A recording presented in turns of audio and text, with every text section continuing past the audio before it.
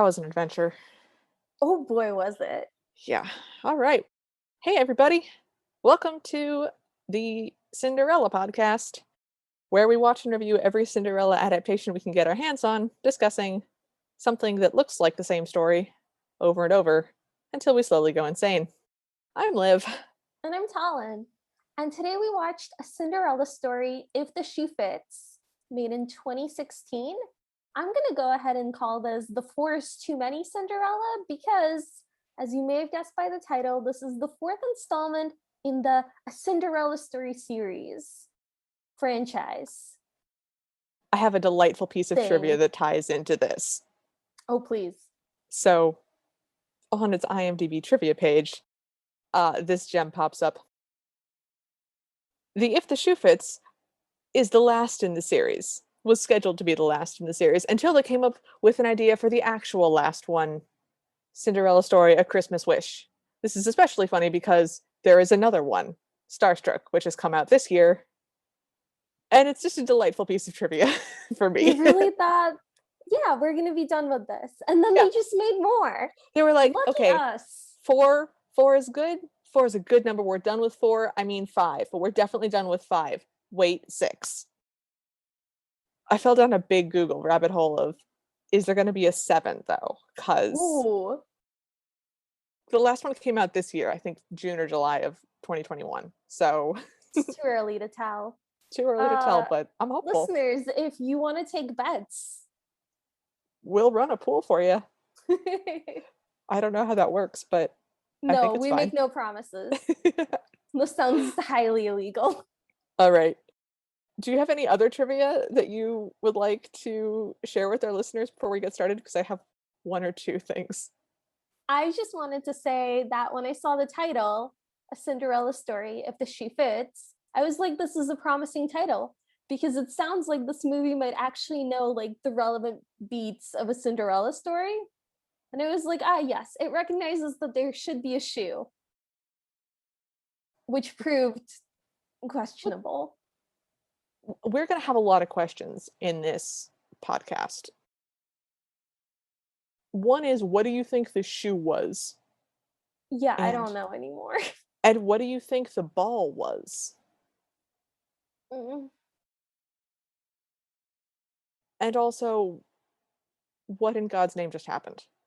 So many things happened to us. You guys, you don't even know. There were so many characters. They just kept introducing villains and then villains for villains and then villains for villains to have villains of villains. Just my chart is going to go off the Richter scale. Anyways.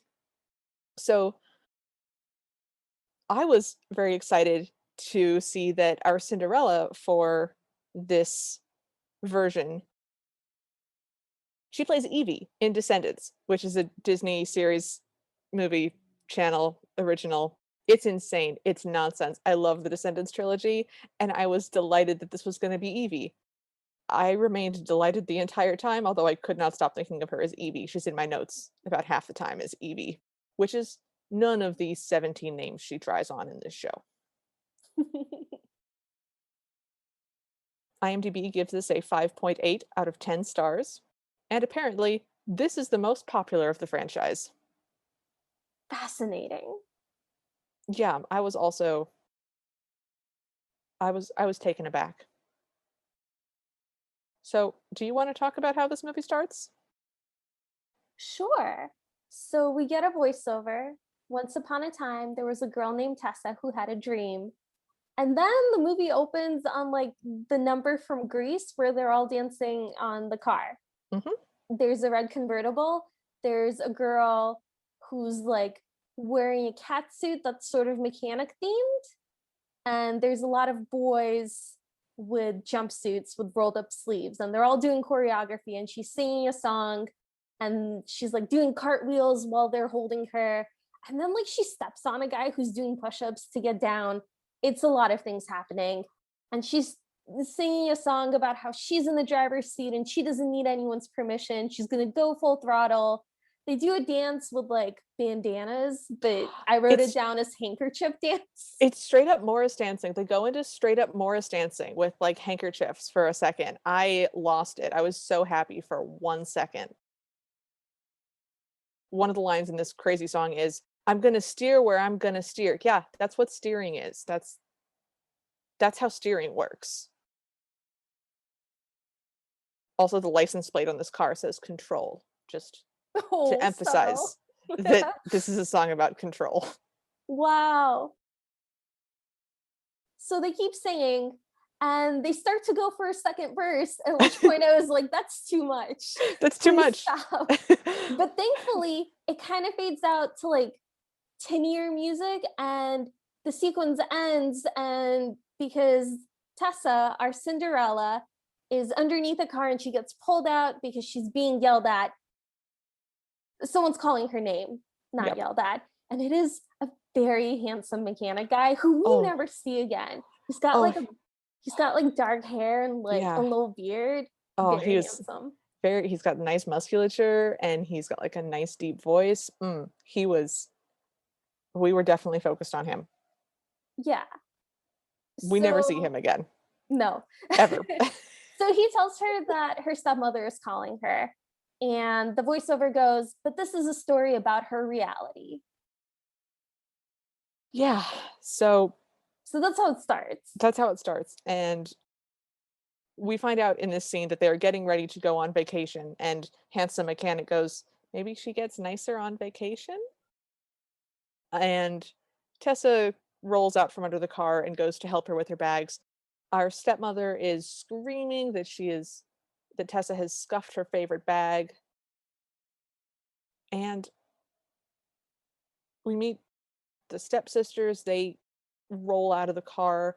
They're both skinny. We get fat jokes about one of them, but they're both skinny. One of them is tall and really annoying, and one of them is shorter and really stupid. Yes. The They're annoying one is named Athena, and the stupid one is named Olympia. and the stepmother is named Divine. She is also played by, again, I am not looking up names. No apologies. This is who I am as a person. But she's the bad lady client in Liar Liar, which is where I recognized her from. It's a movie with Jim Carrey from like the 90s. And so she's the mean client lady. So I recognized her as Samantha Cole and I was delighted. She does a very good job of being like a really mean stepmother She and like does. very distinctive. Yes. Without being, I don't know, I feel like the second one was just so comically over. Just like, I want to strangle you. Yeah. Just ridiculous that I didn't even find her evil. I just found her bizarre. But this one was genuinely awful, but distinctive. We meet part of her distinction immediately because Cinderella goes to take we have to talk about it. It comes up so many times. I I'm sorry. know. We I have to talk about know. it. I know. Okay. So Tessa goes to take bags out of the trunk and the stepmother screams, "Be careful with my sparkles!" and makes a barking sound. And Tessa turns around with a little dog carrier and there's a dog inside of it. And Talon and I, who are now watching these live together so we can take better notes for you guys, said out loud, "That dog's dead." Because the Yes. camera shows us a dog that is very clearly dead and taxidermied. It has lifeless eyes, it's not moving. It's terrifying. As soon as we say that, Tessa goes, "Sparkles is dead." And Divine screams into her face, "Not in my heart!" and then barks a lot. Yeah. I was really hoping that this would happen once in the movie and then never again.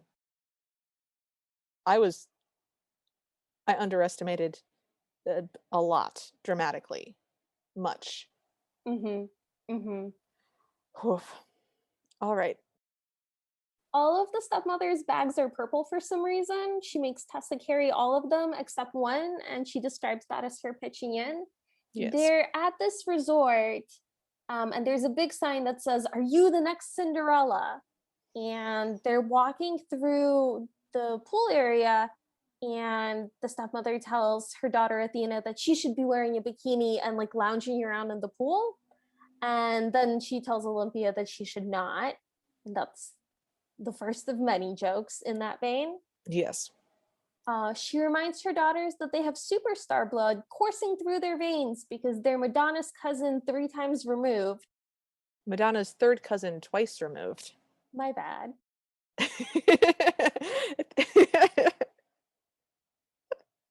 We should describe what these people look like to our lovely listeners. Yes. That's yes. Okay.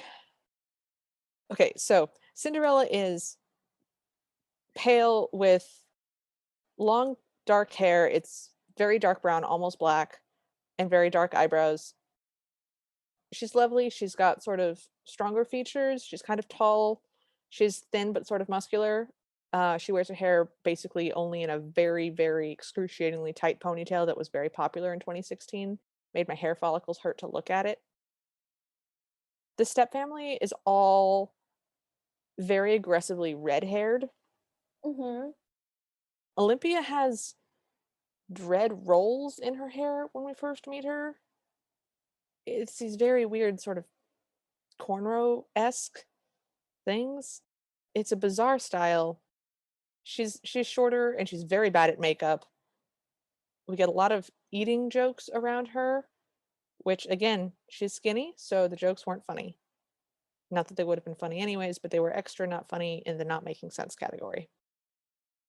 Athena's taller. They're not really ugly. They're just unpleasant. Which, Yes. to be fair, I really like it when a Cinderella specifically makes the stepsisters unpleasant rather than grotesque. I Yes. I I'm a like big that. fan of they're repulsive because of their personality. Agreed. Agreed. I like that a lot. And they are indeed repulsive.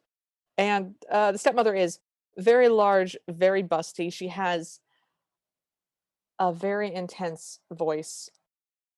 It's kind of high pitched and childish, but also scratchy, like 100-year-old smoker. It's like a very cartoonish voice. It is, but it is her natural voice. That is genuinely how she sounds. Um, Yes. I had a roommate in college who her genuine voice sounded like a toddler.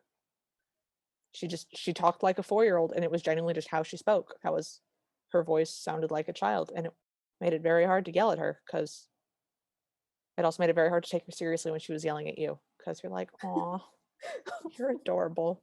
This is deeply unfortunate. So many things are deeply unfortunate. So we're at the pool, and this is where we meet Janet, who is the villain to our villains. Yep. Because the stepsisters have an antagonist who's just a girl with brown hair who is also there to audition for the Cinderella that they're auditioning for. And she's somehow better than them, but she seems like very awkward to me. She she's blonde. She seems very athletic. But yeah, extremely awkward. Her mother is Lauren, I believe. Divine Yes. and Lauren have one of those Frenemy. rich women catfight.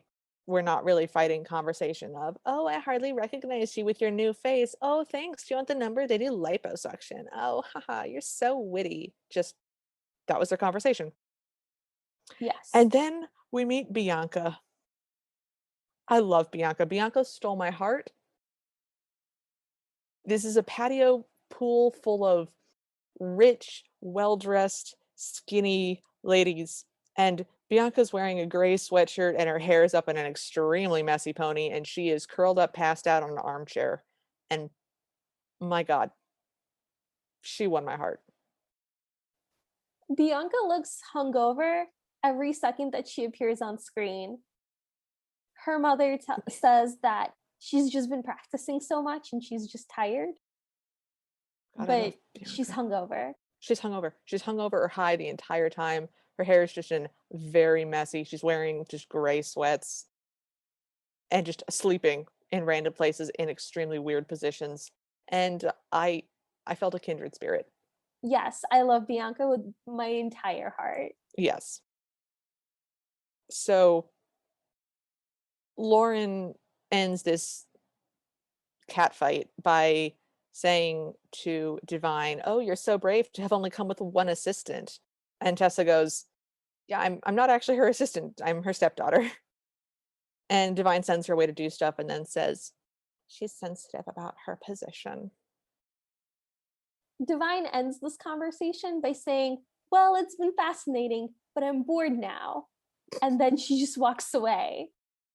That's a powerful exit. It's a Yes. I like it. I wish I had the confidence to do that in my daily life. Yeah. It's probably for the best that I don't. So that scene ends, and then we get like this guy singing, and it's very awkward. And what I have is just a row of what is this, what is this, what is this, instead of notes describing what's happening. It sort of looks like a 90s music video or like a early 2000s music video, just kind of leaning backwards together and pictures in the background. I don't know. It was strange. It So that happened very suddenly, and I oh, don't know why, but it was very upsetting to me. it was jarring. I will agree. I got over it fast because I was immediately more upset by the next thing that happened, which is the stepsisters are watching these music videos. This guy, we find out, is Reed West. He will be our Prince Charming. And Unfortunately. unfortunately, and Olympia goes, "I would sell body parts for him. Good ones." Which I think tops our new worst opening line. Yes. Yes.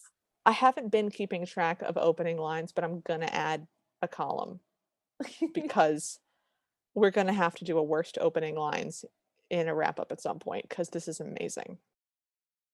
Yes. So Athena then takes the tablet out of Olympia's hands and makes like a groaning noise and then goes, "Oh, yeah, he's definitely worth a kidney."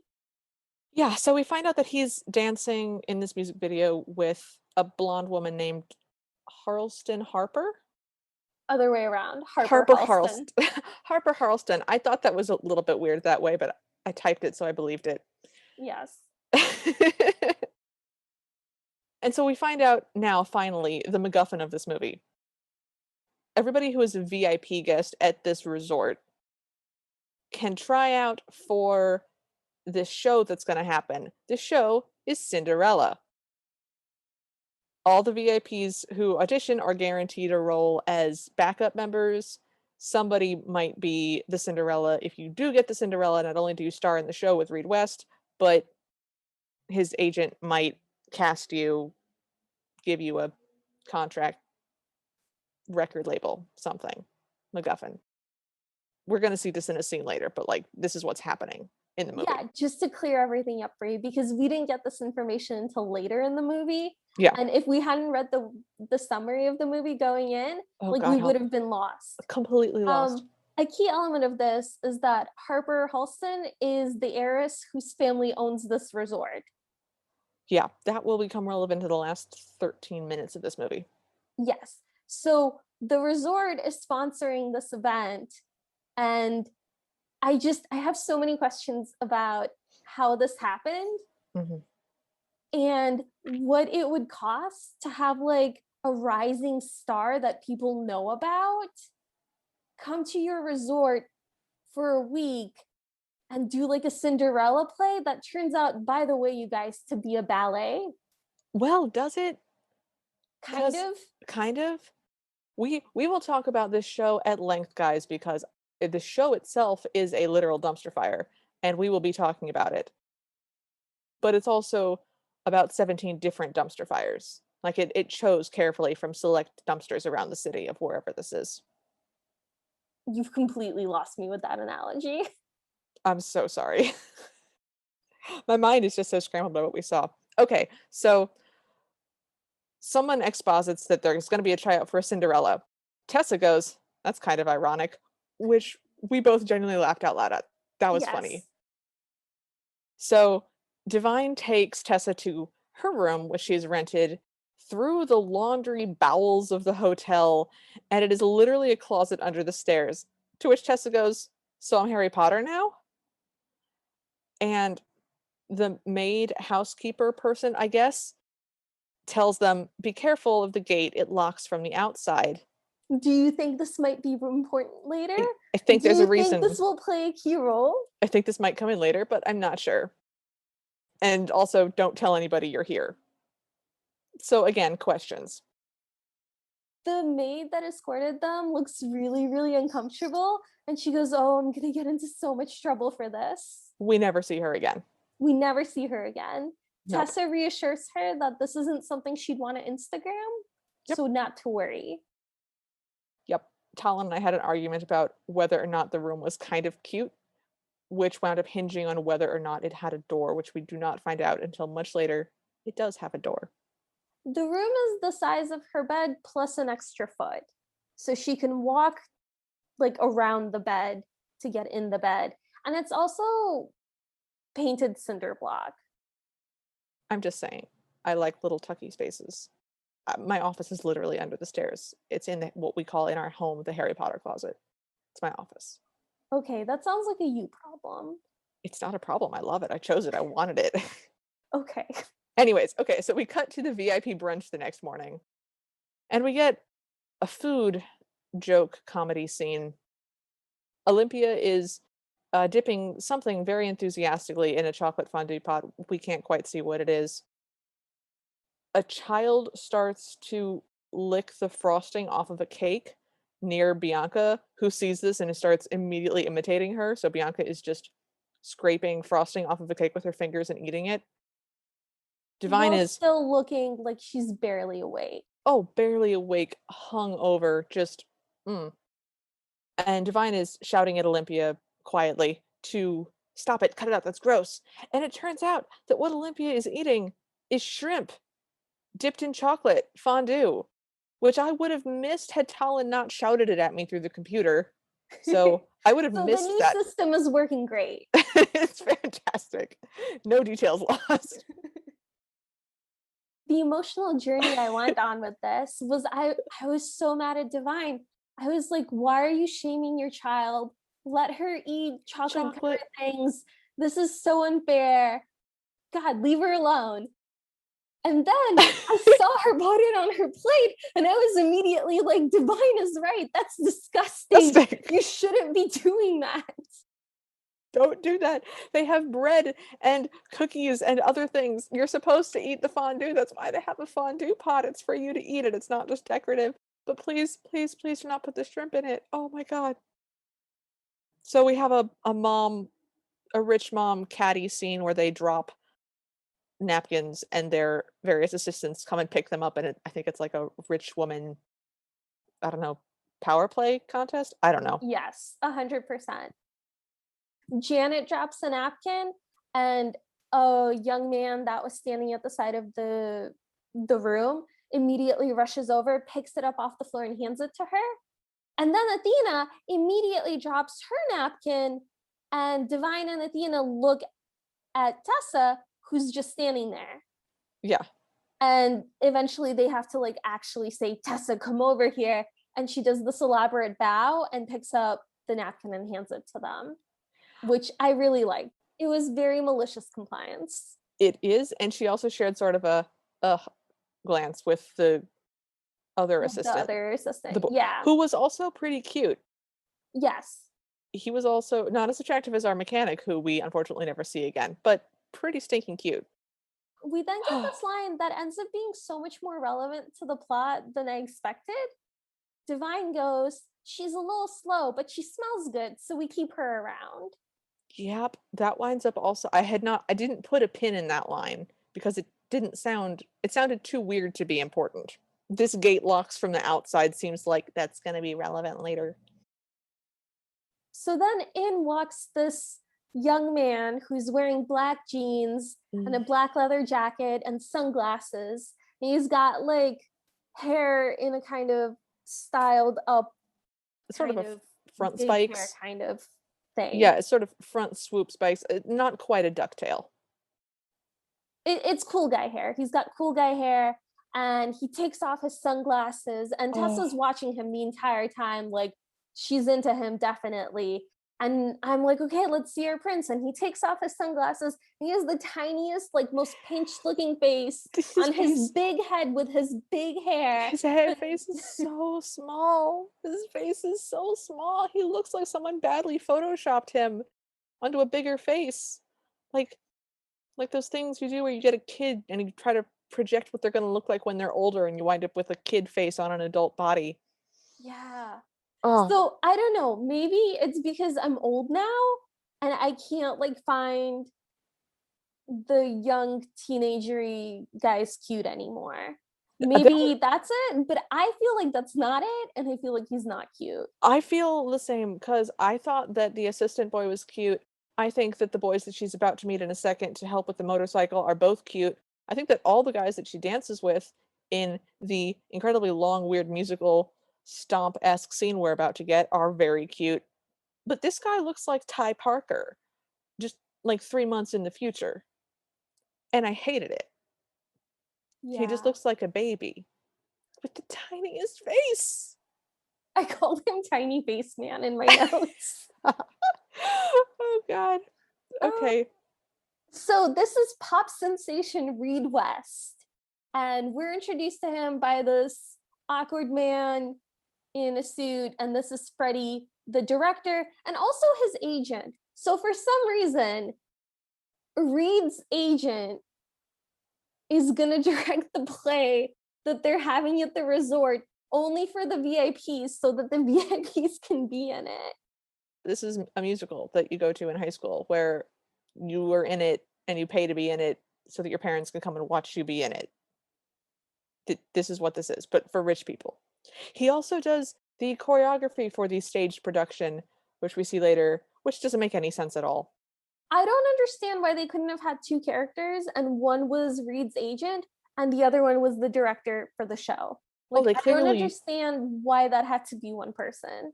well, here's why, Talon. It would have been silly to shoehorn in another character. That would have been too many. We've already got a villain for our stepsister, a drunk girl, a villain for our stepmother, a dead dog that comes everywhere with us and refuses to not be in every scene, another love interest for our prince, another love interest for our Cinderella. It would be silly to add another character. You're right. I see your point now. Yeah. It's all Okay. about balance. It's about balance. It's about knowing when to stop. So they explain the rules, is what happens next. Yep. They explain that the auditions will happen, and during the course of the week that they're staying, they're going to put on this entire show and they're going to perform it on the last day. And it's an exciting, fast paced adventure. And he also kind of hypes up the fact that the Cinderella will get to have like all these romantic scenes with Reed, which is frankly a little gross. A little And gross. Yep. he's like, you saw Harper sing a romantic duet with Reed. Will you be next? Yeah. And And then that, they dangle the record deal in front of them, which is not guaranteed, by the way. It's just some record execs will be in the audience, and yeah. if you do a good job, then they might sign you. Still, I feel like that's been the carrot for a lot of our Cinderellas is someone important is coming to watch. Yeah, but it was like their dream all along. We don't really find out that this is her dream until later. We don't ever find out what her dream is. She never That's true. says. Her dream could be to own a mechanic shop That's true. because she clearly really likes working on cars and motors, and she's clearly super into motorcycles. I mean, she's good at singing and dancing. She's good at being auto-tuned and dancing. And the auto-tune in this hurt, oh, so much. But like we never find out what her dream is. So for all we know, her dream could be to go back to her mechanic shop and actually run it the way that she wants to and marry a hot mechanic guy. I Okay, that's mean, my dream. Never mind. yeah. I'm projecting. I'm sorry. So, moving on back to wherever we go. So Divine snaps a whole bunch of times in Tessa's face, and Tess snaps out of being smitten with Reed, I guess, for He has reasons. also he has also been making eye contact with her. For some reason, he has picked her out in this room full of people to sort of make eye contact with and have interest in. I have no idea why. It's very like their eyes meet from across the room. Yeah. Anyways, so we cut to the pool where everybody's enjoying themselves, except for Olympia, I think, who is drowning in a big floaty. It's a flamingo floaty. It's a big flamingo floaty, but she says that she's drowning, and Divine is taking pictures and going, "Oh, she's so funny when she's drowning." And Tessa goes to rescue her. And then puts sun spray on Athena, and then Athena goes, "Will you put some on my face?" And Tessa looks up, and there are seagulls, and the seagulls poop on Athena On on her her face. face. And she starts to smear it around on her face. And Tessa's like, "Yeah, no, you're doing great. You missed a spot. Just yeah, wouldn't want you to get sunburned," and just leaves. It was great. I feel good about those sorts of pranks. I'm not a huge fan of poop jokes, but the sort of prank where I didn't do this to you, you did this to yourself. I Mm-hmm. like those. Yes. The I'm gonna put, I don't know, worms in your smoothie.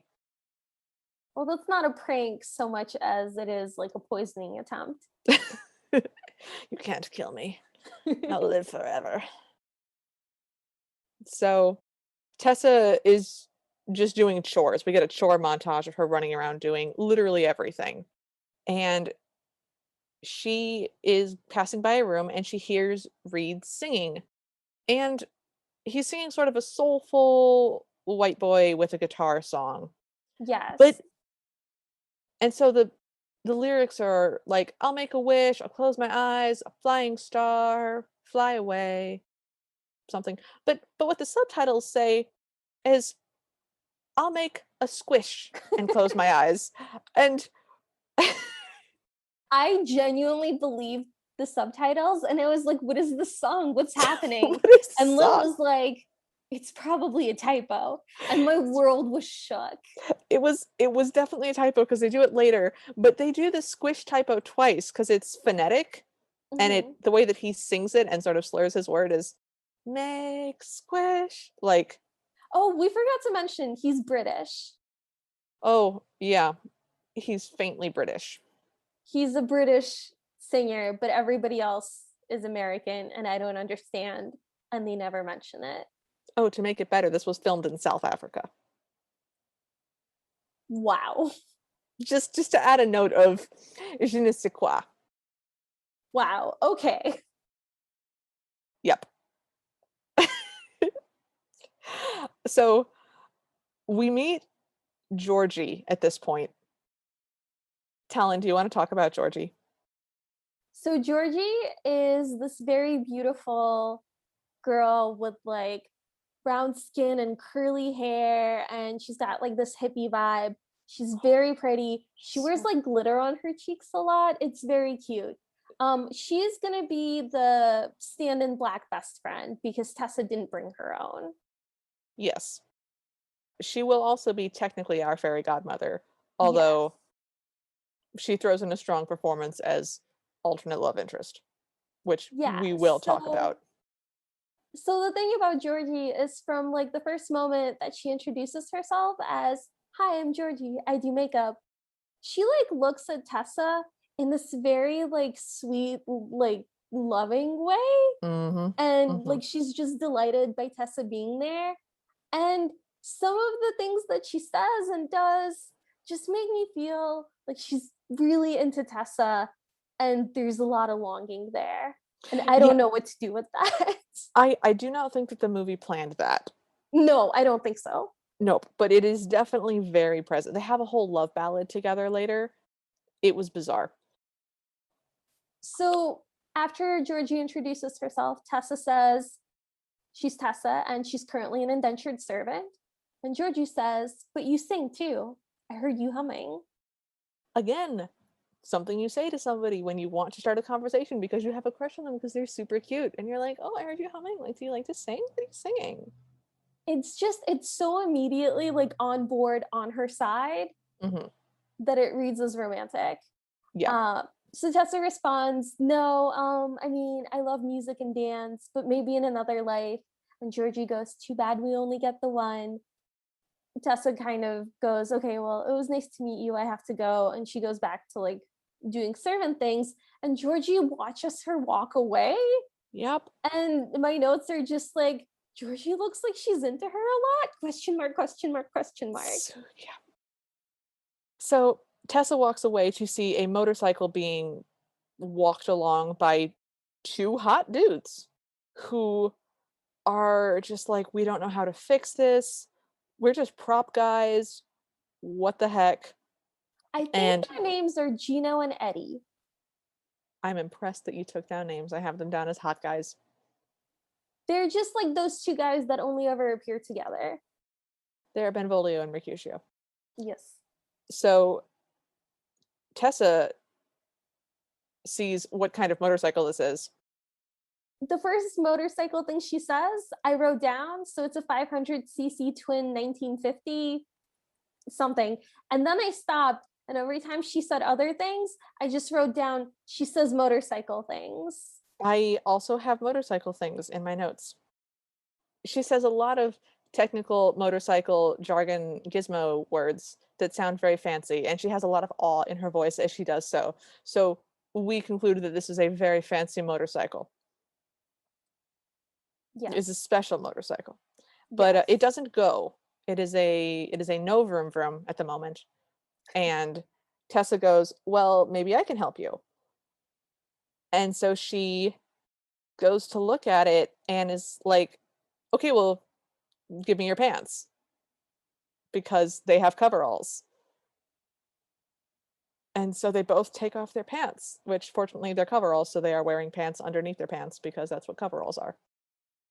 Reed shows up and is delighted that his motorcycle is fixed. I guess he mistakes her for a dude. I sort of missed this part.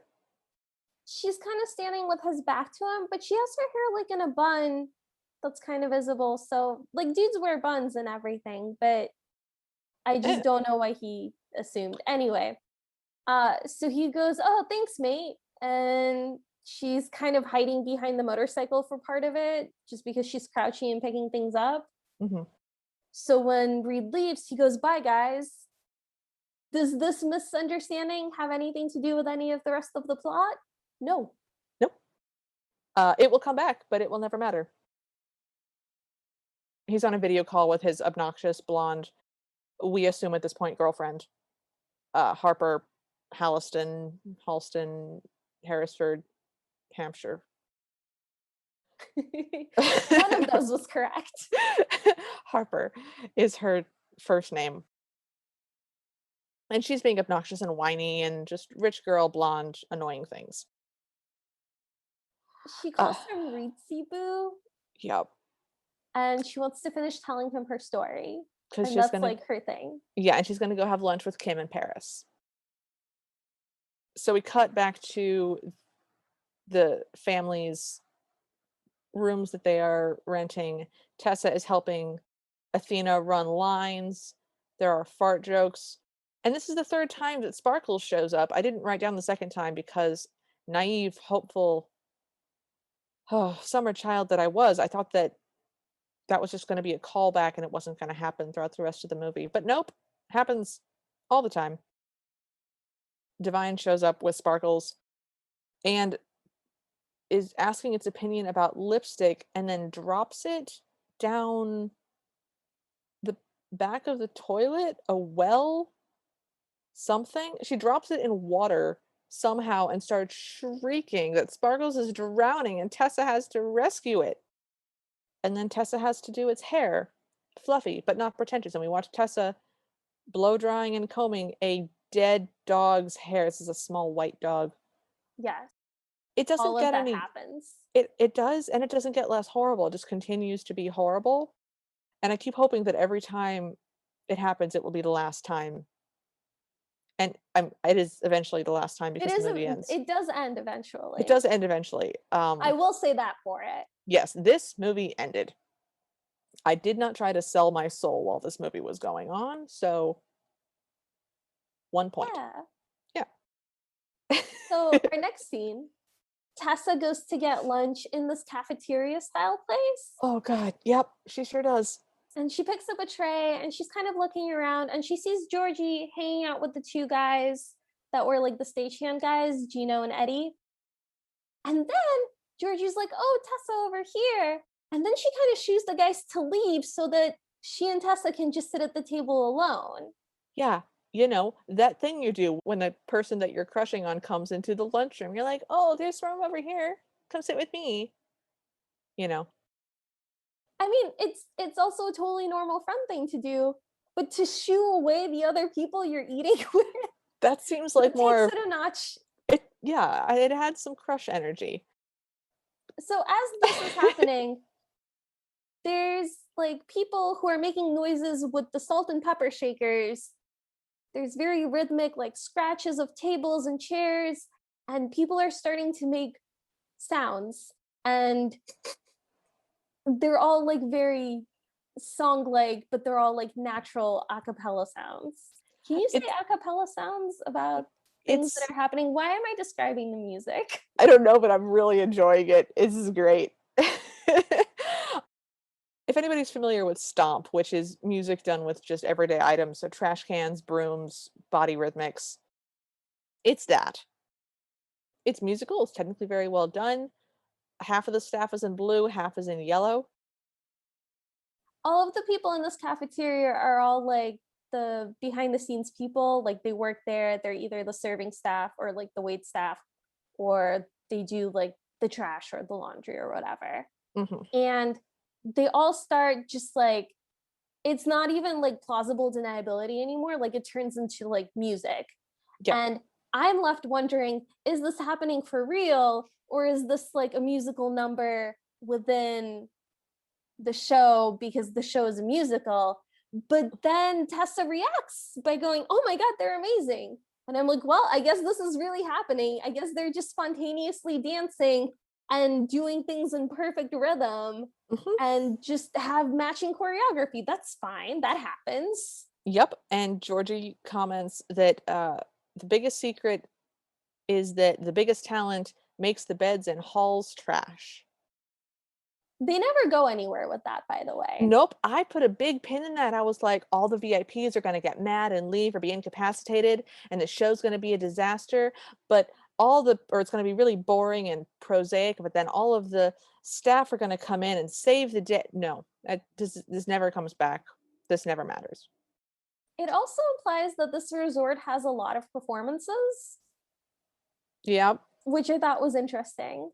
So Mm, I wonder if they do a Cinderella in a week, like what's the turnover there? That's bananas. I don't know. So they push Tessa into this dance routine, which she keeps up with even though she has never met anybody here before or done this before at all, because it's Yeah. a dance routine.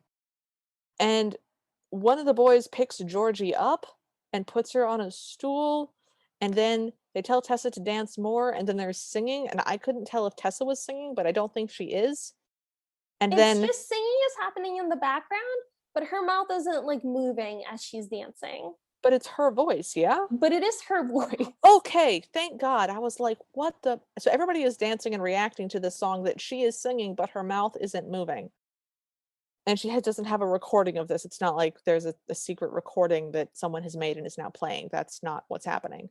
It's the So weirdest mix of literal and metaphorical. Like, I mhm. don't know anymore what's happening for real in the movie and what's just like a device to Oh, impart information. no idea. This scene goes on for a really long time. The dance choreography progresses out of the dining hall, down a shiny silver twirling staircase, out onto the beach.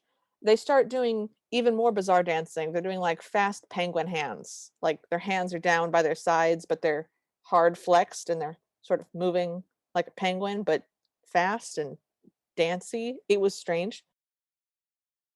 And then Georgie and Tessa are doing a lot of dance moves together where they're holding hands and spinning, and they're the ones that are both being picked up by the crowd of people and danced about. And it's very much the we're in love now romantic, we're having fun, we're newly in love music number.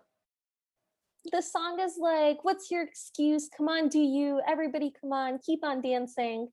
Yep. And like there's like this moment where the music swells and Georgie and Tessa are just clasping hands and looking at each other. And Mhm. I genuinely was like, is Georgie about to propose? Yes. The song ends and they are holding hands with their arms around each other, and then a man in a business suit shows up and shoos them all off of the beach. And we're done with that scene. It will never matter. We'll never talk about it again, but it happened to us, so now it's happened to you too. Congratulations. So then we're behind the scenes, like backstage in Georgie's dressing like makeup area. And she asks Tessa why Tessa's not auditioning for the musical. And Tessa replies that it's because of her stepmom and there's just no way she could do it, which is when Georgie comes up with the plan that Tessa should audition in disguise and that she's going to do a makeover, and it'll be so good that no one will recognize her. And Tessa is skeptical about this, but Georgie doesn't really let her say no and kind of like cups her face in her hands and Like they're goes, going, like she's gonna kiss her, just cups her face in both hands and leans close like she's going for a kiss. I genuinely thought they were gonna kiss. I was so excited for a minute. and then she goes, pout for me. And every time Tess tries to say, no, I don't think we should do this, she's like, shush, shush, shush. And then I wrote, this is flirting. And then we get like a makeover montage Oh, where, no, did I miss something? no, we do, but I mean, it's a makeover montage, but it's filmed like a horror movie. It was scary. I didn't like it. I was not having a good time in this Well, what montage. happens is we get a very, very close up shot of a finger, Georgie's finger to be exact, putting in a blue green contact on top of Tessa's eyes, Which are very brown. which are brown. It was a very close up shot. It she puts it they linger on it for a long time. I'm reasonably susceptible to body horror and also eyeballs, so I didn't like this. Yes, that's the Yeah, correct reaction to it. yeah, So we see that she gets like very pink lips and a blonde wig, and and a mole. She gets a mole she gets a d mole. dotted onto her cheekbone. And she comes out and she's wearing like very tight pants and a sequin top that's also the British flag and like a jacket over it, and she's got very high heels. She looks like Hilary Duff. To me, she looks like Hannah Montana. It's a very blonde wig. It's very long, it's very straight, it has bangs Yes. that are very straight bangs. Yes. And she does look beautiful, but Oh, she yeah. looked beautiful before, so it's not like much of a transformation. Like I before, she was still wearing mascara and very like light makeup and stuff on her face. She doesn't look plain. She looks beautiful, like, and made up. And her hair is like in a ponytail, but it's not a messy ponytail. It's a very like sleek ponytail. I think if they had had her have hair like Bianca's hair, I think this would have been a much more if her hair had been just a bedraggled bun, just Hmm. extreme messy bun, I think it would have been a lot clearer. It would have been a much better visual distinction between Yeah. Tessa and her alternate persona. Which doesn't get a name until like multiple scenes later. A And it's a while. whole thing. So she walks past the two stagehands and they're like, oh, hello, Georgie, who's your friend? If you need anything, just let us know. I can sweep your room. I can sweep. And they walk away. Yeah. And she goes, guys, I'm and Georgie cuts in and goes, she's a guest. And they didn't recognize her, obviously. And she goes, they didn't recognize me, and I wore his coveralls, Yeah. which was kind of a cute moment for me. I liked it. And Georgie's like, I'm not gonna ask about that. You have to audition.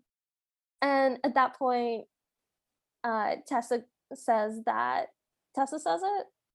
Tessa goes, yeah, I can't. They'll recognize my voice. And Bianca goes, well, then disguise it.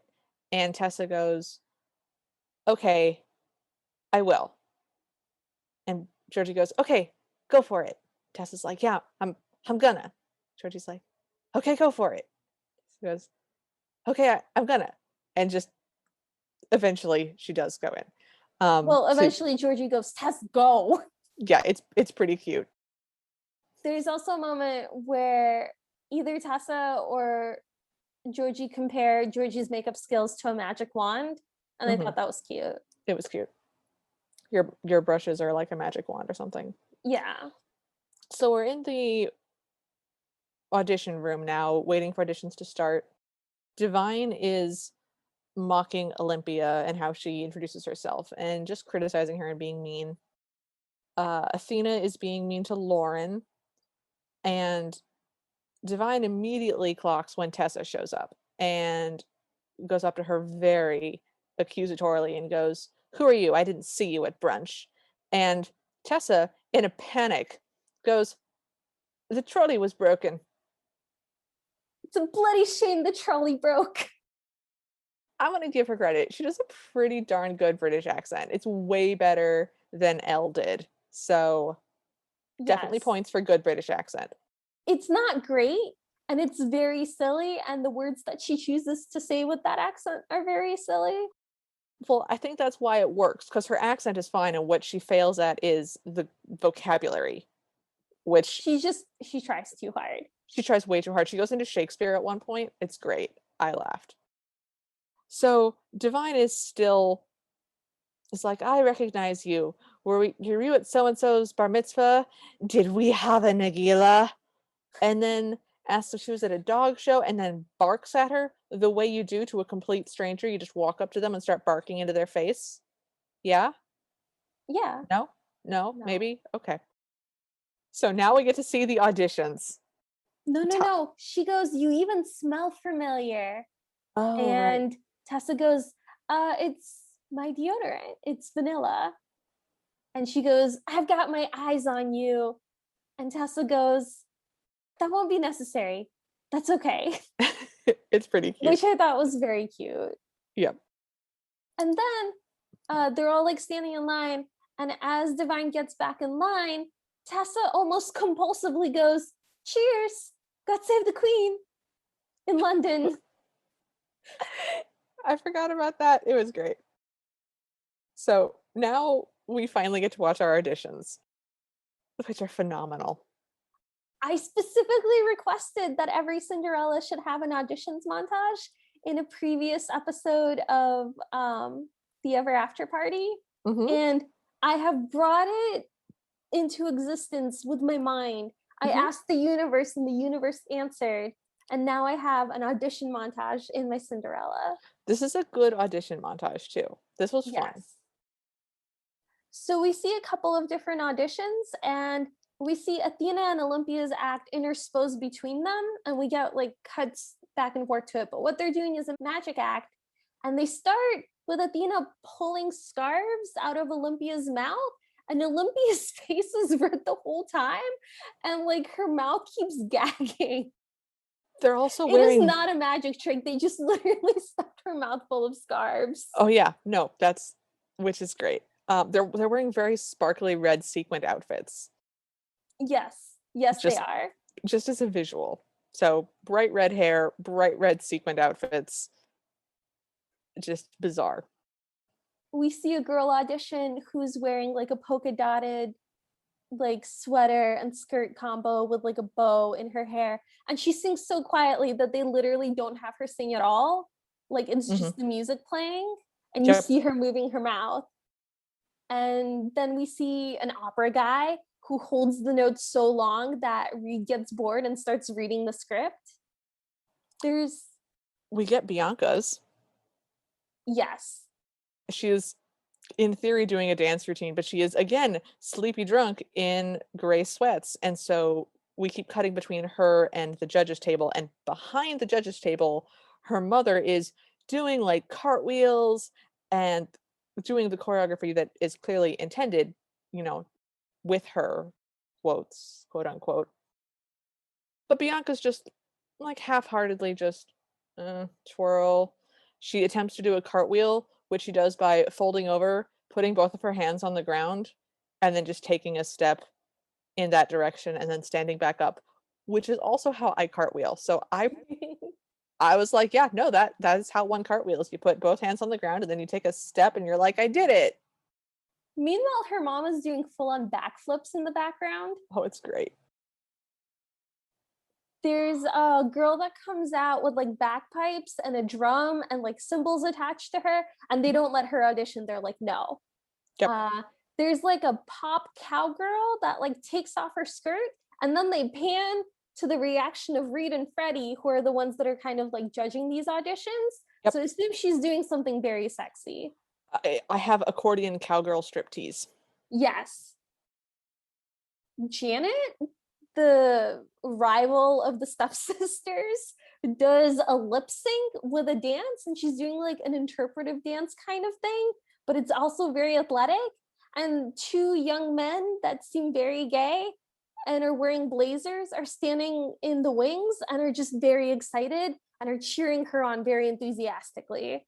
Janet is wearing a very bizarre, bright baby blue tutu with deep red leggings and a red baseball cap. So the It's a visual choice. is also very strange.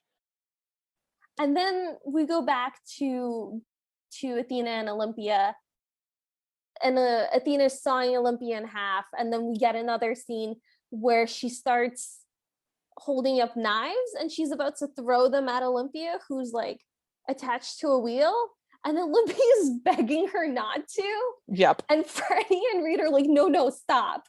Yep. So that indeed is what happens. So Tessa comes in then, is given a clipboard to sign her name on, takes it, and then just very clearly does a big scribble. And Georgie gives her a thumbs up, and she comes up onto the stage and she tries to do British, but what she says is, "What doth ye lads fancy?" And the manager's like, "You were supposed to come prepared, sweetie." She's like, "Right, okay." So she walks over to the pianist because there's a pianist now. There's a pianist there. Yes. And whispers to him, and it starts to auto tune. So what happens is that they didn't record her singing live on stage. They're playing a song that she obviously recorded in the studio as if she's singing it live on stage, but it's so polished that it just doesn't feel like she's auditioning at all. It just feels like a music number in a musical. Yeah, it would make sense if this was a known song, or if the piano guy tried to follow along with chords and then just gave up and then it was just her singing or something, but it's so bizarre. It was a bad choice. It was a bad choice, and the autotune really hurts. This is We hear the song a bunch of times. My notes go, it's like wishing on a star, find you forever, special, waiting, something, whatever. Yes, it's all about being lonely and then once a friend, if I got one shot, I hope that I won't miss, wishing upon a star. Yeah, just very insipid. Just all of the things, just smush them together. It's like insipid Mad Libs. So she finishes her song, and Reed walks up on the stage with her and goes, "Well, that was pretty average." Which, like, dick move. Yes, it was also that point that I gasped because I realized he's British. How is this gonna work? Oh, and this was great. So he goes, "What's your name?" And she goes, "Cinderella." And he goes, "Cinderella?" And she goes, "Yeah, it's ironic." And he goes, "I can't quite place your accent." And she flounders.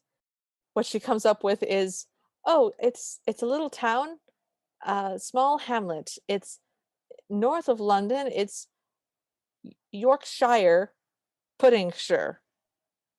And he's like, "Yeah, Yorkshire, Puddingshire, yeah?" And she's like, "Yeah." He's like, "What's that near?" And she's like, "It's near Hog Hogwartshire." And he's like, "Wow, Hogwartshire." Which I thought was gonna come back as him, like, being like, "Yeah, no, obviously I knew right away. You have the same face and you're obviously not from Britain."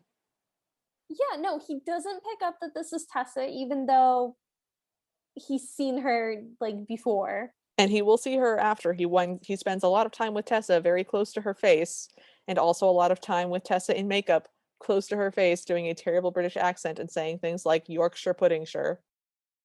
I really thought that there would at least be a line where he's like, yeah, I wondered why you were faking a British accent, but it seemed rude to ask. Yeah, or something. Or like, "Yeah, I knew it was you the whole time. I figured you would tell me when you were ready," or something. But But no. It's one of the least convincing Cinderella in disguise Cinderellas I've seen. Just because of the amount of time he spends with her in both versions. Yes. I think that that really makes it hard to believe because in the other ones they see her in passing or ugh. Anyways, so he goes, "Well, we should dance." So another song starts playing and they start dancing and this is supposed to be them having physical romance. Their hands touch and stuff. They do a couple of cute things. They do a dip that actually turns out well in that he actually leads it and is very clearly prepared for it. But then she's like, "Do you salsa?" And he's like, "No, not at all." And she's like, "Get ready." And he's like, "For what?" And she does a big split and like puts her ankle on his shoulder, which he freaks out about, which I'm like, that's not a I don't know why you're so freaked out. You don't really need to prepare for this. This move isn't about you, sir. That move is just you stand there. I need something to prop my foot on. He's just surprised. He's surprised. But then she goes, "Catch me." And he goes, "What?" And she leaps onto him and he catches her in a very cute side kneeling lift way, which again, you really have to have worked on those with somebody and you really have to have prepared for that. I have several friends in the dance community that I can do across the room running flying leaps onto and they will catch me because we have practiced this.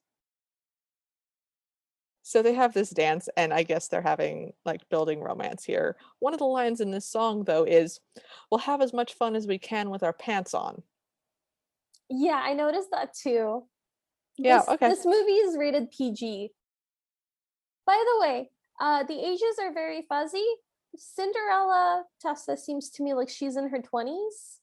I would say so. Maybe 19? And one of the plot points is somebody being engaged, maybe. So they seem older than high school age. Yes, although you could have fooled me with Reed because he looks like a baby. Reed looks like a 30-year-old playing a 15-year-old, but I think he's just a 20-year-old. God, I don't even know, man. I don't think we've aged anybody correctly ever. No, I Um, don't think so. This is not our forte. Clearly not. But yeah, they're definitely older than high school, which I liked. So then Divine shows up Yep. and ruins everything by being like, "Who is she?" And the person standing there with the clipboard that Tessa signed is like, "Well, it's hard to say." Yep. Basically, Divine makes a big stink about She's an Tessa not imposter. being at brunch and that she's an imposter. And Tessa tries to run away, and Divine goes, "Arrest that girl. She's impersonating a VIP." And Olympia like lunges at her. Hmm. And as Tessa's running away, her shoe gets pulled off. It is a Converse high top with like a flower embroidered on the side. Yep. Athena sticks out a leg to trip her, which is why Olympia is able to catch her. So there's this very bizarre physical comedy moment, which means I guess that this has to be our ball. I guess so. I guess the audition was the ball because she's leaving it. And she loses her shoe there. Yes, and she did like kind of meet the prince there, I guess. I mean, this is her first time interacting with him at all, really. I mean, he said, like, "Thanks, guys," at the bike scene. So I think Yeah, this has to be the ball. I think so. That's so weird because we do have a ball later on, and it's not the ball in terms of the story. We have two balls later on, actually. We have a costume ball that doesn't get introduced until three-quarters of the way through the movie. It Yes, won't be the ball, it will just be a ball. it just happens to be a ball. I know this is confusing. I'm so sorry. It's confusing for us too. We're confused. We just watched it. Oh So God. Reed holds up the shoe and he's like, "Well, I guess the fairy tale gods have spoken." And then we're back with Georgie, who looks sad and helps Tessa take off her wig. And she's like, "We'll come up with a fake name and it'll all work out." And Tessa's like, "I really appreciate it, but I think it's time for me to get back to my real life." Yeah. She's just worried about this not working. Which, insensibly so. Her stepmother is pretty terrifying. She carries a dead dog around with her. So then everybody is gathered back in the auditorium, and We see Bianca passed out in one of the chairs. God bless Bianca. Reed and Freddie, his manager slash the director of the show, walk in, and Reed thanks everyone for auditioning. And he basically says that the secondary roles will be posted tomorrow, but he's found his Cinderella, and now he just needs to actually find her because he's lost her. She left her shoe at the audition. He calls it a very special shoe. And then he says, if you're the owner of that matching shoe, come forward by midnight and you've got the role. And everyone books it out of the auditorium all at once. It's midnight tomorrow. Yes, midnight tomorrow, sorry. Which, again... Which might be the ball. Maybe that's the ball because it's midnight, but she's lost her shoe. Like, Hard she to lose your loses... shoe before the ball, and she did get kind of a transformation. So I still think the audition is the ball. I don't know why we have a midnight theme elsewhere. It's really confusing for the Cinderella timeline. If this wasn't a Cinderella, it might be okay, but it's just, if you're gonna throw around midnight in a Cinderella, it needs to be at the ball. Why did they say by midnight? That's such an inconvenient time. Because later we see them sitting at a desk, like waiting for her to show up at 11:54 p.m. because they have to cast it by a certain time because the rich family that's putting this on wants it to happen, and MacGuffin reasons. I don't know. It just seems like bad reasoning to me, like bad timing, bad everything. Yeah. So Divine is scrolling through pictures of flowers with Olympia because there's a little flower painted on the shoe, and Olympia is trying to remember which flower it is. She finally finds it. It's not the right one, as we find out, but Yeah. she demands that Tessa paint it on a Converse because Olympia saw the shoe and they want to win the shoe. Good ending. Yeah. They want to have the shoe. So the doorbell because rings. He has to pick somebody by midnight, and they're hoping that he'll be desperate enough that he'll just take whoever has the shoe, which, like, is a fundamental misunderstanding of how, like, of what he's looking for. Yes. But whatever. But just at that moment, the doorbell rings, and it is a letter from Reed himself. All of the Step family goes absolutely insane. Divine shreds the envelope trying to open it, then shrieks because it is a letter requesting Tessa. And she's genuinely apoplectic with rage at this point, just turning violent colors. And she hauls Tessa down to the rehearsal where everybody is rehearsing dance moves and basically says, what do you want with Tessa? Why have you asked for her to be here? And he goes, oh, well, I need your help. The show depends on it. And Tessa's like, oh no, does he know? And he's like, yeah, I found out that you're the one that fixed my bike and it's broken again. This might have been the best comedy scene in the whole movie for me. He says, it's making sort of like a tick, tick, tick, tick, tick sound. And she goes, is it a fast, like a tick, tick, tick, tick, tick, or a slow, like tick? And they just make tick, tick, tick sounds at each other for 5 solid minutes. And I was dying. It was so funny because they just kept doubling down on their ridiculous sounds. It went on for so long that it, like, momentarily stopped being funny and then, like, circled back around to being funny again. Like, that's how long it went on. It did the funny loop twice of this isn't funny, oh my god, this is hilarious, okay, it's gone on way too long, it's not funny anymore. It made that loop multiple times. It was impressive. So Divine says, well, if I let my darling Tessa do this for you, you have to do something for me. And Reed is like, I don't think I do, but sure, whatever. And Divine says, you have to let my daughters audition again. And Reed goes, sure, why not? Because auditioning is not anything. We never see them audition again. We don't. That won't matter. So Tessa and Reed go back to the bike, and Tessa takes it apart and is fiddling with engine-y things. And she's working on it, and they're chatting. And this is where we get Tessa's backstory, that her dad used to be a race car driver. And Reed goes, well, what is he doing now? And she goes, no. What does he say? Is he still racing cars now? Oh, God. Is he still racing cars now? And she goes, I hope he is. In heaven. And I was just like, ugh. Gag.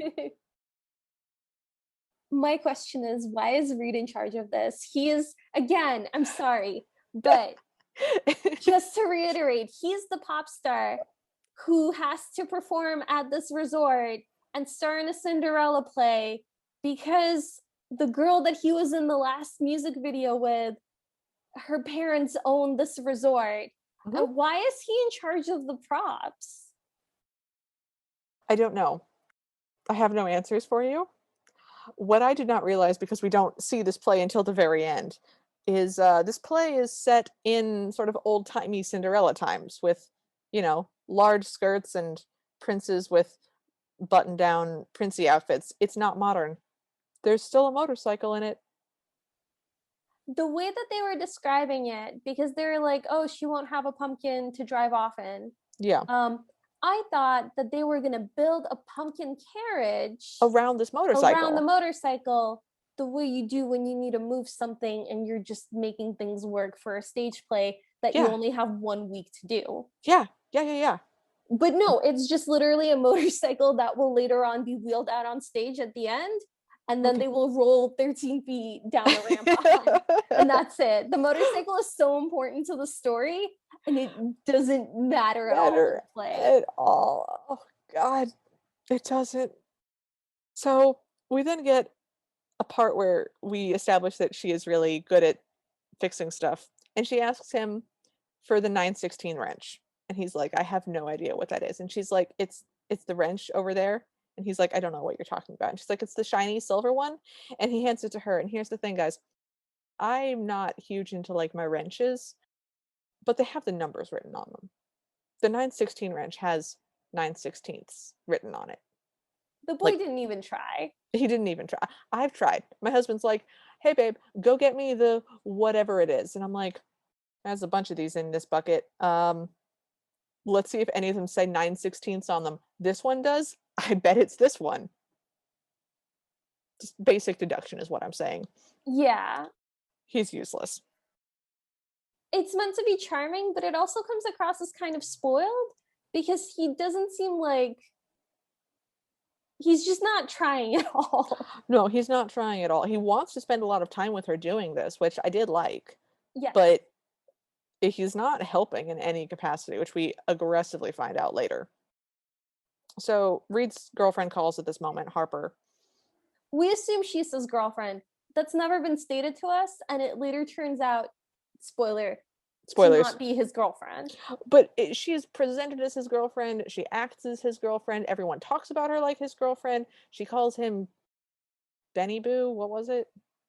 Reedsy? Reedsy Poo, Reedsy Poo. Like, which that's is really hard to say, by the way. it is hard to say. So I think it is not unreasonable that we believe that she was his girlfriend.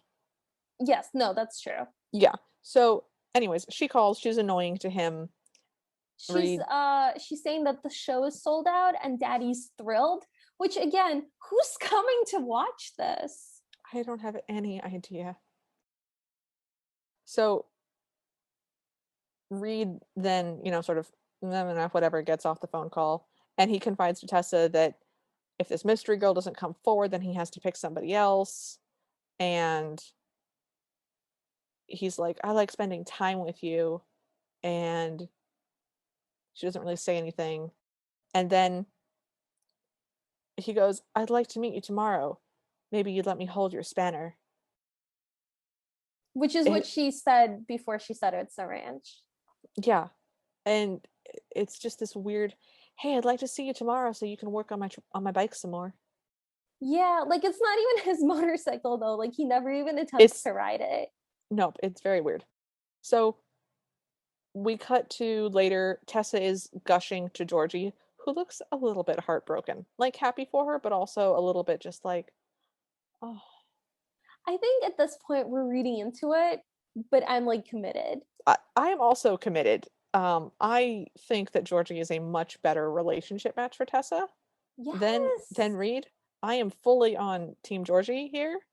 It's also so cute that they like conspire together to get her in the show because she's Yeah, really good, but they need to disguise her. And yeah. like, I think that's so romantic. And they like hang out together, and they hang out like late at night by the pool talking, and they're in each other's rooms having like hot chocolate and sharing secrets. And I'm like, okay, those are those are indeed all best friend things, but those are also things that you do with a new boyfriend or girlfriend. Those are romantic things. We've seen a lot of late night pool conversations between the romantic couple. Yes. So this has, as a viewer, I am conditioned to read romance into this. So I don't know why you did this to me if you didn't want this to have romance. Yeah, they like misfired on some signals that they wanted us to interpret a different way. Yeah. Anyways, so Georgie then goes, I wish, and then comes closer and sits very close to Tessa, just very close. And she's like, I wish you would follow your dreams. We get a couple of scenes that are, someone starts talking in the first scene and then their voice continues into a different scene that they're not in later. Yes, it's like they become a voiceover. We get like a weird transition. So this happens now. Yeah. And so Georgie's saying, I wish that you would follow your dreams and live for yourself and blah, blah, blah. It's that Yeah, speech. like your dad made his dreams come true. Wouldn't he want you to do the same? I Mhm. just hate to see perfectly good dreams go to waste. And Yes. but we get most of this as a voiceover while Tessa's laying in her like little cell bed and she's looking at a photo of her father and she brought with her on vacation. And she goes, It's "Okay, Dad, I'll be brave." it's 11:43 p.m. BT dubs. Yes. And she knocks on Georgie's door and she brought the shoe. And they Um, squee and at each Georgie other. like squeals, yeah, and is like, "Okay, come on." And at 11:54, we see like a clock. We see a shot of Bianca snoring, and the stepmother and the stepsisters are all yawning, and they're all sitting in the auditorium with like, there's a desk at the top of the stage, I guess. I guess. They put a desk there, and it's Freddie and Reed sitting behind it, just waiting for her to show up. And Freddie's annoyed. He's like, you have to choose somebody. She's not coming. And Reed's like, no, I wait till midnight. Give me a couple more minutes. They've got Eh, a bunch of like the audition papers in front of them with like snapshots of people. Yep. So like he's not even looking at them. Nope. Um, Janet is tap dancing. Yes. And Divine snaps at her to stop. Also, I'm pretty sure I will be proved very wrong about this later, but I'm pretty sure it takes more than 11 minutes to put on that much makeup and do a complete makeover. I think it takes more than 11 minutes. I will find out later in this movie that this movie thinks that it takes 17 seconds. Yes. Anyways, Tessa comes in and she goes, am I too late? And no, she's not. She's not too late. She says it in a bad British accent. Just a reminder. Yep. Well, a decent British accent, I guess. It's an okay British accent. So she walks up and she gives him the shoe, which has cherry blossoms on it because they were my mom's favorite flowers. Which is And like really taken out of like the sentimental moment of it by her going, "Me mum." yeah, just that could have been a cute moment, but instead it was just funny. So he asks if she'll be his Cinderella, and she goes yes. And Divine starts shrieking, ask her what her name is. Divine then starts coughing on her, like him, because Tessa panics again and goes, "My name, yes, everyone has a name, and the name that my mother gave me is." And Georgie saves her and goes, Bella, it's so good to see you. She literally runs into the theater It's great. to do this because I think she just sensed that she was in trouble. Yeah. Oh, no, they were coming up with a cover identity for her. This was one of the things they were worried about. Well, okay, so I do have a couple of questions about this. So they try to say her full name, and what was the other one? So Georgie keeps trying to say that her name is Bella Snow, but at the same time, Tessa announces that her name is Bella Buckingham.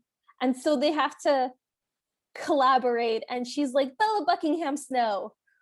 But you can just call me Bella Snow. For short. And somebody is looking on a clipboard and goes, "Yep, Bella Snow. She's on here." So was there a Bella Snow that just didn't show up at the last minute because she got pneumonia, or did Georgie fake records? I want to believe that Georgie faked records. Like, I want to believe she hacked the like resorts Clipboards. clipboards.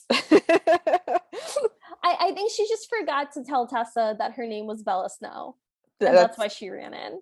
that seems likely. Okay. There are antics then. They're just random comedy antics. Divine is shrieking. Georgie says, I was just at your mom's castle. To sell that she's British, I guess. I guess. Oh, there's just so many. Every time this movie tries to like sew up a plot hole, it just leaves 17 bigger plot holes behind it. Which I enjoyed. It's a little bit fun. It becomes comedic for the viewer at some point. So we go back to the room of the stepsisters. It's the next day. And the stepmother is telling her again, dead dog, no carbs for you. You're getting too fat. To the dog, who's Yes. dead. I, I think they wanted this to be funny and they thought that this was a good running joke. Yeah, I disagree. I also disagreed. This might be the running joke that I have hated the most. I can't think of a running joke that I've hated more. I think I hated the one stepsister farting in the first Cinderella story. I think I hated that slightly more. No, no, because that wasn't a dead dog that got carried everywhere with them. It was a bad running joke. I'm with you, but Okay. yeah. So everyone's trying to Google Bella Snow to find out who she is, and they find a dentist and they find an old British lady who died 100 years ago, and then they decide that she doesn't exist because their first two Google results were not the answer. Which, to be fair, she doesn't exist, but seriously, two Googles is not enough. There's no social media profiles that come up or whatever, so I could sort of see why they're like, I guess not. Uh, whatever. So they don't find anything. There's a lot of then shushing. We have a shushing montage of the stepsisters shushing each other and Divine shushing the both of them and then them shushing her. There's just a lot of shushing. The reason for it is that Divine tells Tessa to shadow herself, basically, Yeah, go follow to Bella. follow around Bella. And the stepsisters want to do it too. And she's telling them, shh, and then they, shh, and there's It's a lot of shh. shushing. Yeah, it's great. Highbrow comedy right there. I have to tell you something incredible. Okay. I just noticed that the description of the moods for this movie on Amazon are cheerful, heartwarming, and cerebral. Cerebral. Yes, just on the topic of highbrow. I mean, we are putting an awful lot of thought into this, and we are two very educated individuals. So I would describe myself as overeducated. oh, all right. Anyways, so we cut back to rehearsals, and Reed is talking to Tessa as Bella and saying, imagine what it would feel like to be a Cinderella, to be always at the beck and call of just somebody. And she's like, yeah, I'll do my best. And then she sings again. Yeah, and it's a very, very incredibly breathy auto tune. I've got it in my notes, angrily, phonetically spelled out. One of the lines is like, I don't care what people think of me, which we both agree, that's not really Cinderella's problem. Her problem is No. not really that people have a poor opinion of her. Well, it was her problem in the rough faced girl last week. Well, was that last week? What wasn't it? I don't know anymore. There's too many. I think it was. No, I just deleted it from my mind because I really like Three Wishes for Cinderella and I didn't like the rough face girl, so I just pretended that didn't happen. Anyways, so it's this horrible breathy bird song. I've got like a bird, I'm free to fly. It was terrible. It's all about like, I'm going to step out of my comfort zone. I'm going to break free, spread my wings, and find my life. And the camera keeps moving around her in Oh, circles. yeah. And it's like so many times, and then it'll zoom in and go in a circle around her. So it looks like she's slowly rotating her head.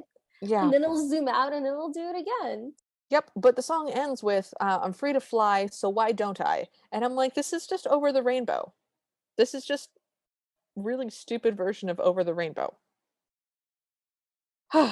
So, Reed and Freddie agree that they've definitely found their girl. And then Bella now is off to get measured for a costume where she's told that she's got a waist like a little hummingbird by the person in charge of the clothes, the designer guy. I We see guess. him one time later. Yeah. I'm calling him designer guy. That's fine. Georgie's being cute with her, like puts a little crown, little tiara on her hair. It's pretty adorable. She also holds her hand to help her step down from the pedestal. Just throwing that out there. Yeah, just another point for us. They do this really cute thing where Georgie goes Bella and Tessa goes Georgie, and they just say their names at each other. And then Georgie goes, "Look at you all princessy." And Bella says, "For the first time, I feel like I can do this for real." And as this like really sweet moment is happening, we see behind them in the entryway to the room that the stepsisters keep walking back and forth. And they're supposed to be like sneaky and observing her. But Olympia stops in the doorway and just says hello. I love her. She's great. She's fabulous. At which point Tessa figures out what's happening and is like, "Oh, they're following me." And Georgie tells her to go out the back. But they follow her moments later. And then we get like a chase scene where she's running down the hallway and then she stops and we don't know why she stops. And then she keeps running in a direction. And then the stepsisters follow her and they stop in the same place. And it turns out that they just framed the shot so that we couldn't see that it's a hallway that like branches off in two directions. And they just stopped it right before that happened. So we had no idea what was happening, why people kept stopping in that spot in the hallway. Yep. So they're running and the stepsisters split up and Olympia ends up being the one that's following Tessa. So they make it outside, however, somehow. And they're running through the beach and Olympia sees like some blonde hair poking out through it from a towel and she pulls the towel open, but it's just a man with shaggy hair. And he's like, "Who are you?" And she runs past Tessa, who's hiding her face behind a magazine. She's still in her Bella getup, and she's laying back on one of the recliners on the beach. But Olympia doubles back and sees her and like makes her and sits down next to her. And then Tessa is incredible. She just like power plays it. And she goes, "Oh, Olympia, would you be so kind as to pass me the suntan lotion?" And she just gets Olympia to put suntan lotion on her. And then she's like, "So tell me, Olympia, was it hard to get all those scarves to fit in your mouth?" And Olympia said, "Yes, I had to train my cheeks for weeks." And then she offers to show her how many grapes she can stuff into her mouth. To which Tessa goes, "Oh yeah, thank you." And Olympia does. She stuffs her mouth with grapes. And then Tessa says, "Oh, you know what would be so lovely if we had some lemonade and some snacks." And Olympia's like, "Oh yeah, that would be great. I'll go get it for you."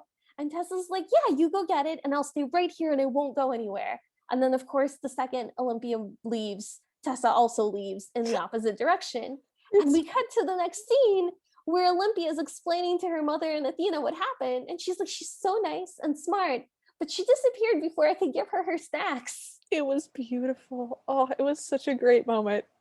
It was excellent. I love Olympia so much. Yep. So this is where we find out that there's going to be a costume ball and that both of the stepsisters are going as Cinderella. And that's the end of that scene. In the next scene, we get Freddie going abracadabra and to a very unimpressed Bianca, who's standing there in like a mock-up of her costume. So she's got her, we find out that Bianca was cast as the fairy godmother and the two stepsisters were cast as the stepsisters. And they're outraged because how could they have been cast to play such ugly, selfish girls and self-involved in all the negative traits that perfectly correspond to them? It's so funny. So Freddie's demonstrating the magic wand to Bianca, who still looks like incredibly hungover in different sweats this time. Every time she appears, she's wearing some version of gray sweats. with her hair like haphazardly in a bun, and just she's barely standing. Oh, just my wings are so heavy, and just lies down on the floor. Yes. And he shows her that you flick the wand a special way and you tell the person to twirl and then you flick it and then sparks come out and then that's like the costume transformation because there's like smoke that happens. Or something. Yes. Um, So Freddie and Reed then have this interaction where they're like, I can't believe that the two stepsisters are in the show and that Bianca got cast in the show. And Freddie reminds Reed and tells the audience that they're VIPs and their VIP package guarantees them supporting roles. yep. This is the point at which Bianca collapses. And Freddie's like, it's okay, I can handle it. I can make a show work out of anything. I can make an actor out of anyone. Which I'm like doubtful. And as we find out, he cannot. He has lied. He has misrepresented his skill set. Who do you think decided that he should be the director? Like, did he want to be a director? Is he an agent that has dreams of being a director? I think Harper decided.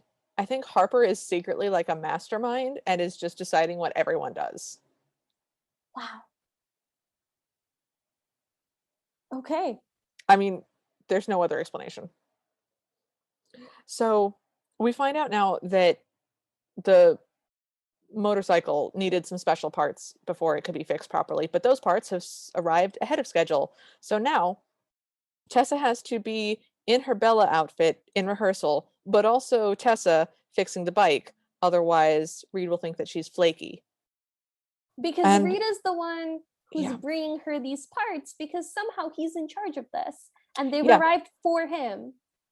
even though he's in the scene that is being rehearsed right now, which Freddie has to take over his part. Yeah, he decides to take off to go meet Tessa. He's like, Freddie, can you run the show without me? And just puts the crown on Freddie and walks out. Yeah, Exactly like a pop star who's forced to do a Cinderella play in 1 week would that do. guarantees VIPs roles in the play. Yep. I'm just saying. Yep. So we get a long antic scene. It is everything you would expect. Tessa shows up late because she had to get her hair on, and then her mole has switched cheeks, and she explains that it's a thing that happens to the snow women. We don't like to talk about it. Bianca sets something on fire. Bella runs off to become Tessa again and have conversations with Reed. Yeah. Who like it's like, "Oh, you seem out of breath." And she's like, "Oh no, it takes time to get to be this hot." And he like combs her hair away from her face with his fingers and it's gross. She gets into the makeup station again, but Georgie's not there, and so she has to do it herself. It goes on forever. It does not add anything to the story. The key things that we get out of this is like a heart to heart with Reed and Tessa, where he like talks about his quote pop star problems, where he's like, Mhm. I don't want to like put my pop star problems on anyone. And then he does, and he's like, well, Tessa guesses that he doesn't get to do what he wants, like he's not able to follow his heart because Mhm. she heard the songs that she wrote for the musical and they're really beautiful and they're the real him. And Yeah. he's like, well, Freddie thinks I should stick to my brand until I hit it big and then I can do whatever I want. And importantly, he's been right about everything else, Yes. which is an interesting thing for him to say, given that we watch Freddie be wrong about literally everything. Yes. So And Tessa it's does in fact say Freddie could be wrong. yeah. And he's like, And no, no, no. Freddie's always right. So eventually this uh absurdity escalates when she has to be in three places at once because she has to also now be helping her stepsister's dress. she gets caught as she's about to change in Bella's dressing room by Divine. And Divine is like, oh, you're being creepy. I knew that you had those dreams about singing and dancing, but it's like so weird that you're stalking Bella. And instead tells her to get the dresses. I almost forgot this note. At one point, when Tessa has to leave the bike fixing station to go back to the stage as Bella, she hands oh Lord help me, she hands Reed a wrench and she goes, it's a socket wrench. And she goes, just tighten these rest of these bolts down and put on the timing belt. and runs away. And he takes the socket wrench, which, if anyone doesn't know, the way a wrench works is that they have different sizes of heads that are changeable, and they sort of ratchet, and you fit it on over the bolt, and then you take the handle and you go forward and back and forward and back, and it tightens, and it's a way to get things very tight or very It's a loose. cuppy thing. You clearly put the thing on top of the other thing. This is, yes, this is very basic. There's only one shape that fits inside of this thing that's obviously supposed to have a thing put inside of it. Reed, bless his tiny faced little heart, starts tapping them like it's a hammer. Just tap, tap, tap. Very gently, not like a hammer at No, all. not hitting it, just tapping as though who even knows? And I had a lot of feelings about that. He's also holding it like it's like a dirty sock. Yeah, or a pencil. Just he's holding it very delicately and just tapping the bike with it. It was great. Moving away from all of this nonsense, Tessa has successfully dressed her stepsisters, in these blue prom dresses. And Divine and Sparkles, the dead dog, show up again. And she gives Tessa a costume. And Tessa's like, oh man, for me, really? And Divine's like, absolutely, everyone should have a costume. And Talon and I are both like, nope, nice, too cheerful. This is bad. No. Don't know what this is, but this is bad. But Tessa has hope somehow. She does. She seems hopeful for some reason. She doesn't open it on screen, but we can tell that it's not going to be good. So are now at the costume ball, watching everyone arrive and have their photo taken as though it was a red carpet event. And the stepsisters are wearing the blue Cinderella prom dresses. And Divine is wearing a black leotard catsuit with a red leather corset, bustle, red leather cutout, cone boob dominatrix dress. She's meant to be Madonna. Oh, that makes She's so much got her more hair sense. pulled back in the same way. Oh, thank God, that makes so I much think she's more got a sense. blonde wig on or something. I just got like half of my sanity back, Talon. Thank you so much. I was Yeah. dying. I mean, it was like an interpretation, but I'm No, pretty sure. that's fine. That's fine. I don't even care. I feel so much better about myself. Okay, great. Most of the girls there are dressed as Cinderella. One is dressed as a clown. And we see Tessa now. Tessa, to my absolute delight, is dressed as a penguin, Yep. which makes this officially a theme because we've had penguins now in 3 Cinderellas. Weird. That's so weird. So now I get to add penguins to my list, and I could not be more excited about it. I mean, do what makes you happy. My notes then go, oh good, he sings. Well, I want to describe the penguin costume really quick because it's not like a onesie. It's a Oh, very tight, like, leotard that looks kind of like a suit. And then yeah. she's got a little hat that goes around her face, like a little hood that has like a penguin head that looks like it's a different material. Yes. So I don't know who chose this, but there were a lot of choices made. Well, I think they wanted to walk the line between we need to make her look ridiculous, but also she's our star, so she has to look cute. I think a penguin onesie would have accomplished that. I think that would have been adorable. I think so too. But she then later, we find out, she will leave this party and remove the penguin hood and then just be wearing essentially a bodysuit that is painted like a tuxedo and it just looks fine. So I think they had to have her have a removable top hat, like face appendage outfit, so that she could then be uncostumed later. I understand. Yeah. I do. I just don't like it. That's fine. So Yeah, Reed shows up and starts singing is what happens next. And it's like very like hip hop music. And for a second, I thought he was gonna rap and I was horrified. But he just sings a song, everyone. It's okay. I mean, I wouldn't use the word okay, but it's not rap. This is his song that has made him famous. It's called Get Loose. It recently sold a bunch of records. We find out in the throwaway line earlier. But he sees Tessa dressed as a penguin and stops singing and slow motion walks towards her. The music is still playing in the background and everyone's still dancing as if he hasn't stopped singing and no one's paying attention to them.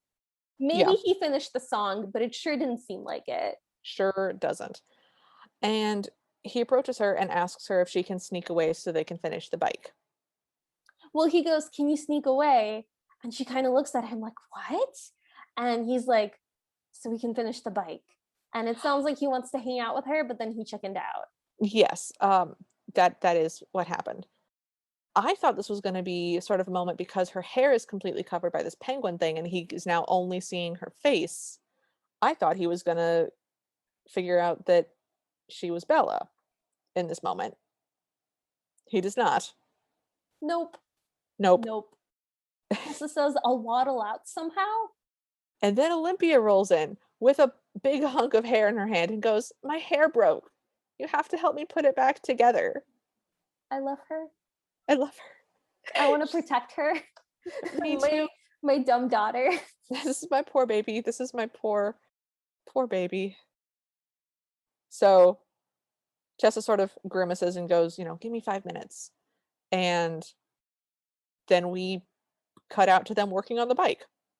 And Reed is fussing about his mystery girl because she's flaky. And Tessa goes, "Well, I'm sure she has her reasons." And he's like, "I just need someone I can trust." And he starts describing Tessa. He's being very cute. He's like, "Well, she should be like easy to be with and have a good sense of humor, like funny, likes to laugh. She should be smart. She's smarter than me. She should be really cute. She should waddle." And I was like, what a stupid line, but you managed to sell it. I'm so mad. So they end up very close together and she starts up the bike and it works. It's not making a tick tick sound anymore. And they hug and his cheek is pressed against her cheek and they sort of go into slow motion for a second and he pulls back and they rest their foreheads together and they almost kiss. And then Tessa says, "What about Harper?" And then Freddie rolls up to interrupt with, "Hey, the Harper's family, the money is here. They want to see you." And Reed goes, "Can I have a minute?" Freddie goes, "Oh yeah, of course. Yeah, sure. Take all the time." "No, you can't have a minute. Don't keep the money waiting." Which I laughed. And so Reed So takes off. yeah, Reed leaves. And Tessa takes this opportunity to ask Freddie if Harper will be there. And he's like, "Yes, she's actually flying in for a surprise visit. I arranged it myself." And Tessa asks if Harper is his girlfriend. And Freddie says, "I know it must be a rush being around a big star." And she's like, "I couldn't care less about that."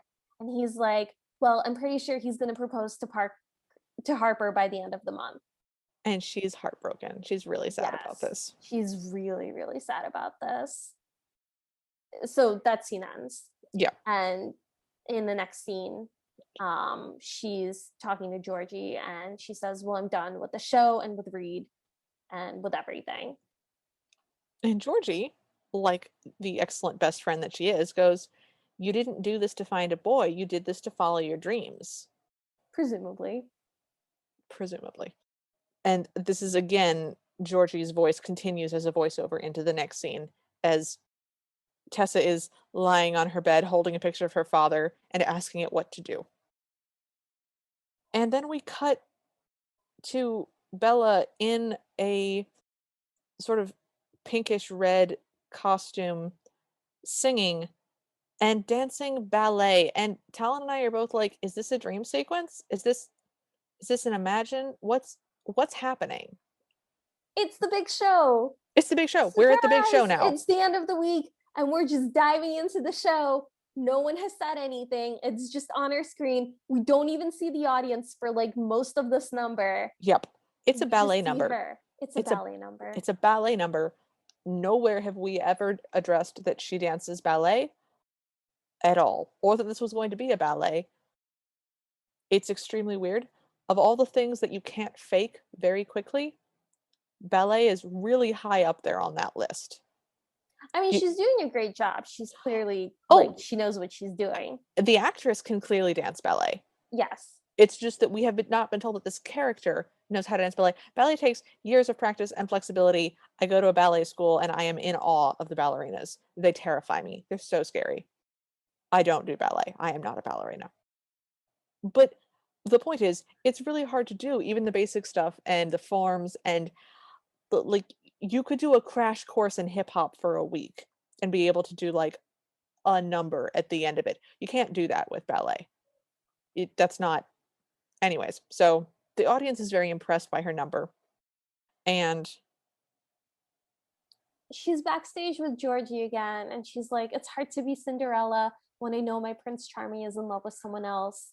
And Georgie's like, get a grip and focus on what's important. Go and show everyone who you are. mhm. And the important thing about that scene is that Athena and Olympia were hiding in the clothing pile and they heard this and they have a plan. Athena goes, do you get what's going on? And Olympia goes, no. And I No, love her. I love her so much. So we're back in the play now. This is a full-on ballet. No one's speaking, no one's singing. They're just dancing a ballet around Cinderella, including the stepsisters. Who are like aggressively pointing at her and then Yeah, later holding on to each one of her arms and like tugging her back and forth to it's demonstrate that they're evil stepsisters. yeah, it's a ballet where you don't speak and you have to act through dancing, which is a very difficult thing to do. So I don't know why they're doing a ballet for this. And then we cut to the ball of the play Yes. in this movie. And her Cinderella ball gown is beautiful. It is, it's very silvery white. It's got a very sparkly bodice. It's strapless. It looks really great on her. She has a long neck and like strong shoulders, so she looks really good in strapless things. And her skirt is just long and flowy, but it's not extra floofy. It's just very elegant. It's got a lace up corset back, and she's wearing a little ribbon choker, and it's just gorgeous. It's really lovely. Yeah, definitely might be the best dress so far. So during this scene, they almost kiss, but at the last minute, she pulls away from Reed. Now, I don't Oh, know if that's supposed to be like in the play or not, but then she like immediately runs up the stairs in their play and then like looks over her shoulder dramatically. And at this point, I said to Liv, she's a better actress within the story. Like Bella's acting is better than a lot of the Cinderellas we've seen. yes, I would say fully half. Yes. So she goes back to the dressing room and she sees a note taped to the mirror that says, "Meet me in the laundry room. It's an emergency. Signed G." Meet me in your room. Meet me in your room, something. Yeah. And she's like, "Oh, that sounds super legit." And so she takes off in her full costume and Bella getup down to the laundry room. And she goes in and the gate closes and it's divine and it locks from the outside. Dun dun Yep. dun. Yep. And basically divine cackles and does an evil monologue and says, "Athena will replace you," and then just leaves, laughing She maniacally. also reiterates, I knew you smelled like cookies. Yes. So we cut back to the dressing room where Georgie is doing Reed's makeup now, and Reed is like, "Hey, is Tessa okay? She hasn't been answering her phone or her text because evidently he's been texting and calling her." And Georgie's like, "Yeah, you should ask Freddie." And And then she then, very aggressively powders his face. oh yeah.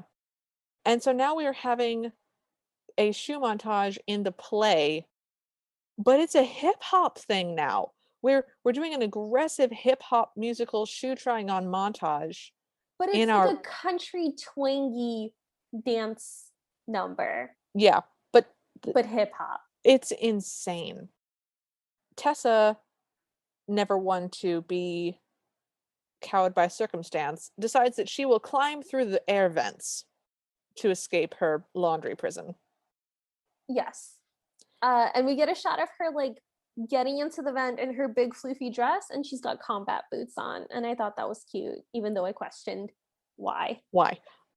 So, one of the lines in this shoe montage song that we are being forced to listen to is, "Who's got the foot that'll rock the soul, but the soul is like the sole of a shoe?" Yeah. I don't know, it made me happy.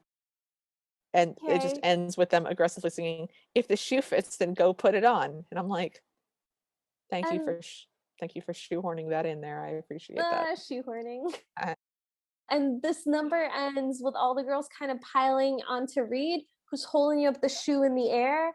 And all you can see of him in this clump of girls is like his arm up with the shoe in his hand. And I that's thought all that we was cute. It is cute. That's all the audience can see. We keep getting shots of him, aerial shots of him down, He and looks the terrified. he looks so scared, which, to be fair, he's being buried alive by angry women. So, It's a choreographed dance number. He's fine. is he fine? I mean, I don't know how he is emotionally, but physically he's fine. So, Bella is supposed to be, at her mark waiting for her cue to enter the scene, and she's not there. And Freddie is losing it. Freddie is getting progressively sweatier, and his hair is getting more mussed, and he's getting more and more disheveled as the scene plays out. And I found it really charming. I thought it was funny that Freddie's like, oh, this is not going like I predicted. My Yeah, week-long show with VIP it's not going actors is well. gonna go. So he asks the dresser guy, where is she? And the dresser guy's like, she was just here. I was waiting for her. Oh my God, where's her costume? And he goes and he runs over to an empty hanger labeled Cinderella. And it's like, I don't know. It's gone. They catch him like fondling his shoe and singing along Oh, yeah. when they walk in, which was a very weird beat. So then we cut to the two stepsisters arguing over the dress, and Olympia's like, why can't I be Cinderella? And Divine says, because Olympia, you're just not good enough. That was sad. That was really upsetting. Yeah. So Divine decides that Athena's going to play Cinderella now that they have Tessa locked up, they think, and that Olympia's going to play her role. And Athena goes, well, Mom, who's going to play my part?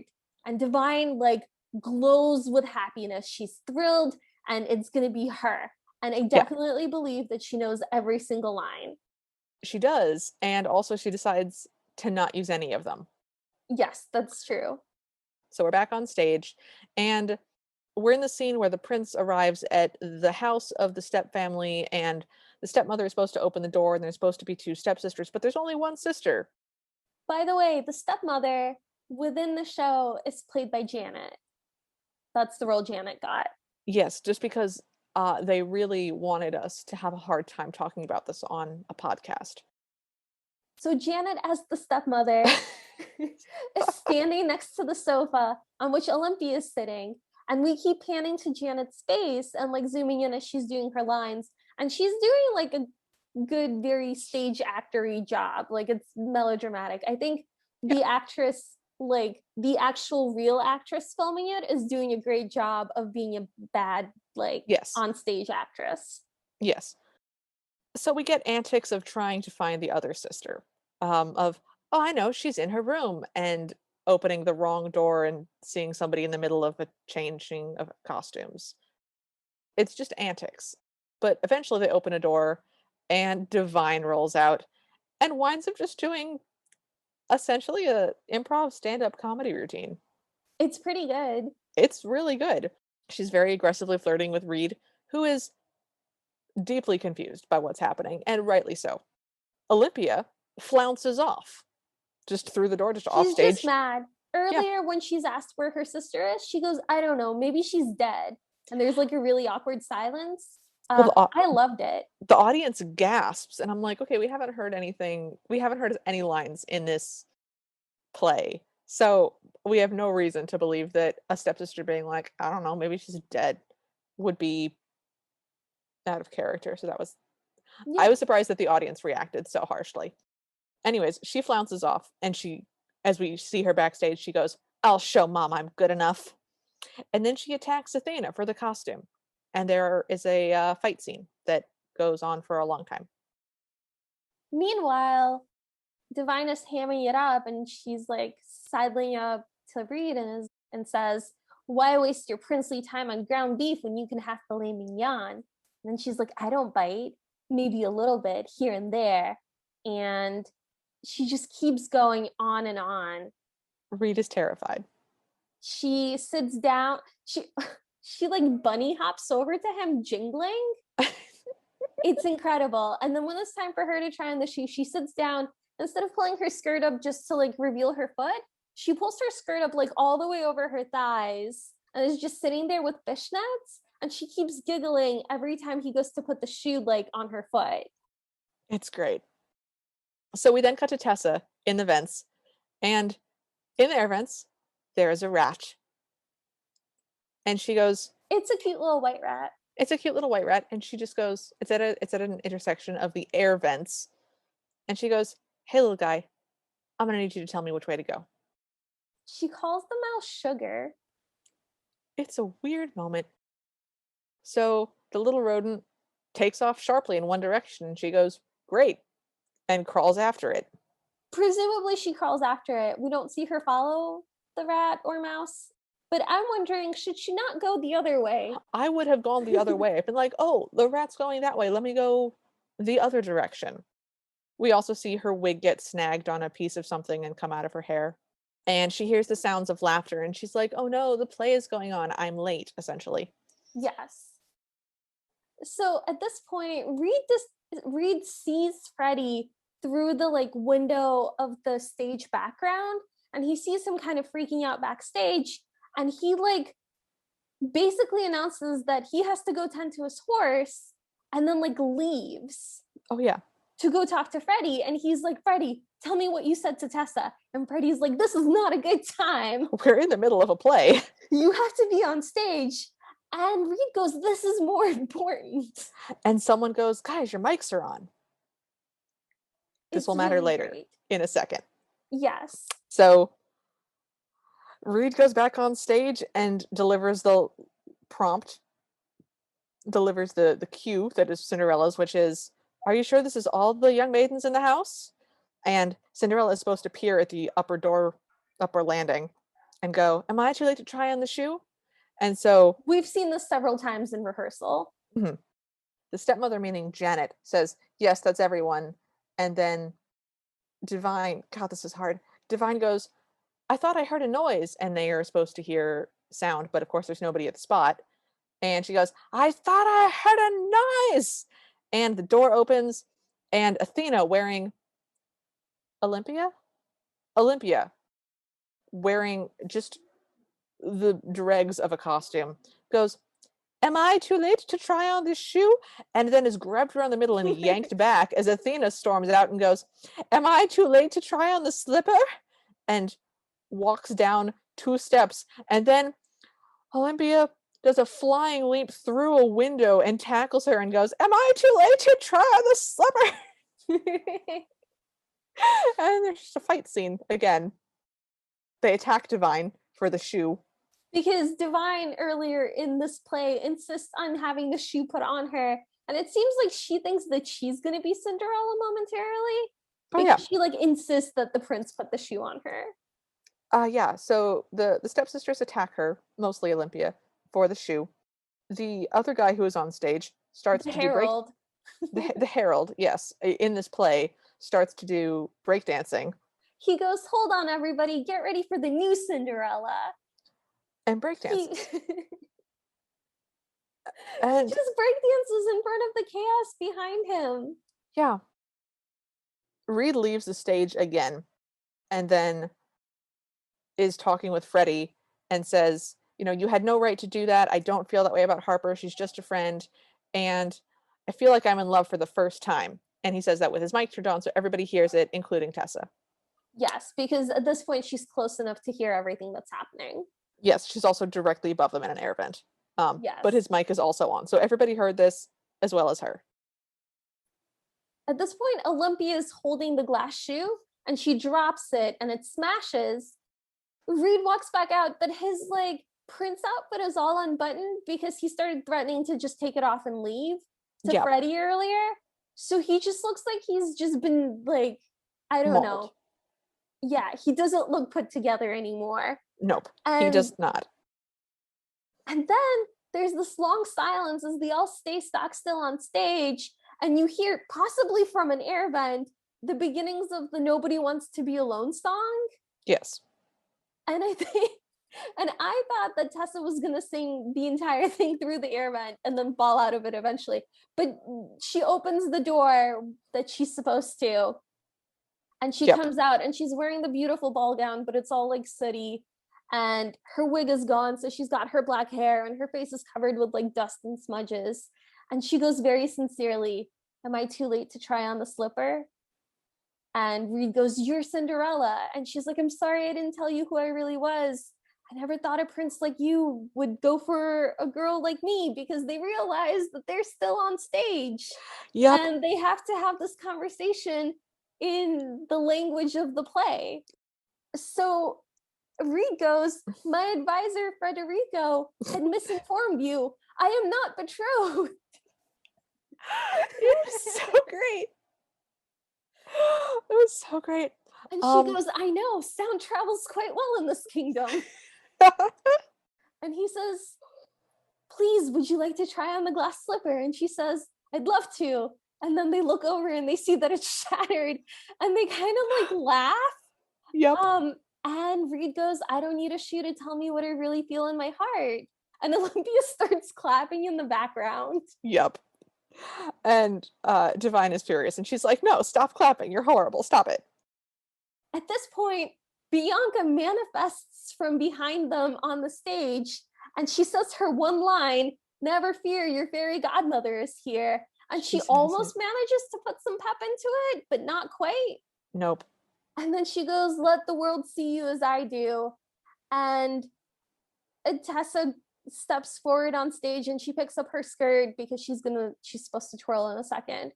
And Bianca says, "Twirl," and she points the wand at her. And as Tessa's twirling, there's a poof and sparks and there's smoke everywhere. And then when the smoke clears, she's wearing this beautiful gown and her hair is all beautiful and like smooth and brown and like pushed back, but like brushed and in a Yeah. hairstyle. And she's got like a tiara and her face is clean. Yeah. So Magic happens. that was magic. So I don't know how to organize this anymore because I was going to put this squarely in a non-magic category up until this instant. Yes. And Reed goes, "Your fairy godmother does great work." And we pan to Georgie in the wings. And Tessa says she really does. And then she sings the Comfort Zone song again. It's a horrible song. And then Mouse guys roll in with a motorcycle. They just walk it on stage into this interior shot screen play set.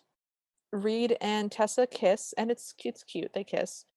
And the audience goes wild and just gives them a standing ovation, applauding insanely, like they didn't just watch a dumpster fire. They just watched somebody drop a shoe, come barrel rolling through a window. They watched three different people claim to be Cinderella. They watched a stand-up comedy routine with terrifying sexual overtones. The only way this would get a standing ovation is if this were the parents of 5-year-olds. Yeah, I'm hoping that it was actually two shows. And in the moment of the poof, they split to the second screening of the show at the same moment. And that show, everything had gone correct. And that's why everyone's clapping. Oh, can that happen? I would like that It to could be happen. just like a questionable editing choice. Yeah, maybe this was just like the matinee showing and this is the real showing. But I don't think so. I don't think so, but I want to believe that. So Reed was singing with her as she was singing. They were like holding hands and singing together. And then the singing continues, but they're no longer singing. Like they're doing other things now, but the song is still on in the background. Oh yeah, their voices are still singing. And then it switches back to them actually singing their songs. The song ends, Reed stops singing.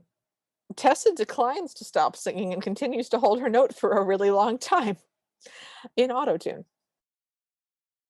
So Tessa gets on the motorcycle in her long, beautiful dress and she like revs it, and Reed comes up and sits behind her. And then the guy that played the Herald comes up and puts a leather jacket on Reed, and then they fist bump, which was bizarre because they had never had any other interactions. Nope. And then Tessa drives the motorcycle partway across the stage and down a ramp, and then she stops it. And Yeah. like it's only gone like 10 feet. It's not that far. Yeah. That was what they needed a working motorcycle for. Yep. BT dubs. Yes. Also, again, just to be clear, this play is set in ye olde times. So the motorcycle is extra weird on top of that. Yeah, it's just there for the aesthetic. They just decided. It's just there because they needed a reason for him to hang out with Tessa. Yes. And they accidentally pigeonholed her into being a mechanic and they didn't have anything else to do. I couldn't think of a single other thing. It was a bizarre choice. I don't understand it. That's okay. A guy in a suit comes up to Tessa and gives her a card and goes, "Call me." And then Georgie comes out to hug her, and she's brought Tessa a leather jacket too. And then Freddie comes up, and Freddie goes, "Sorry, buddy, I messed up. And if you don't want me to be your manager anymore, I'll understand."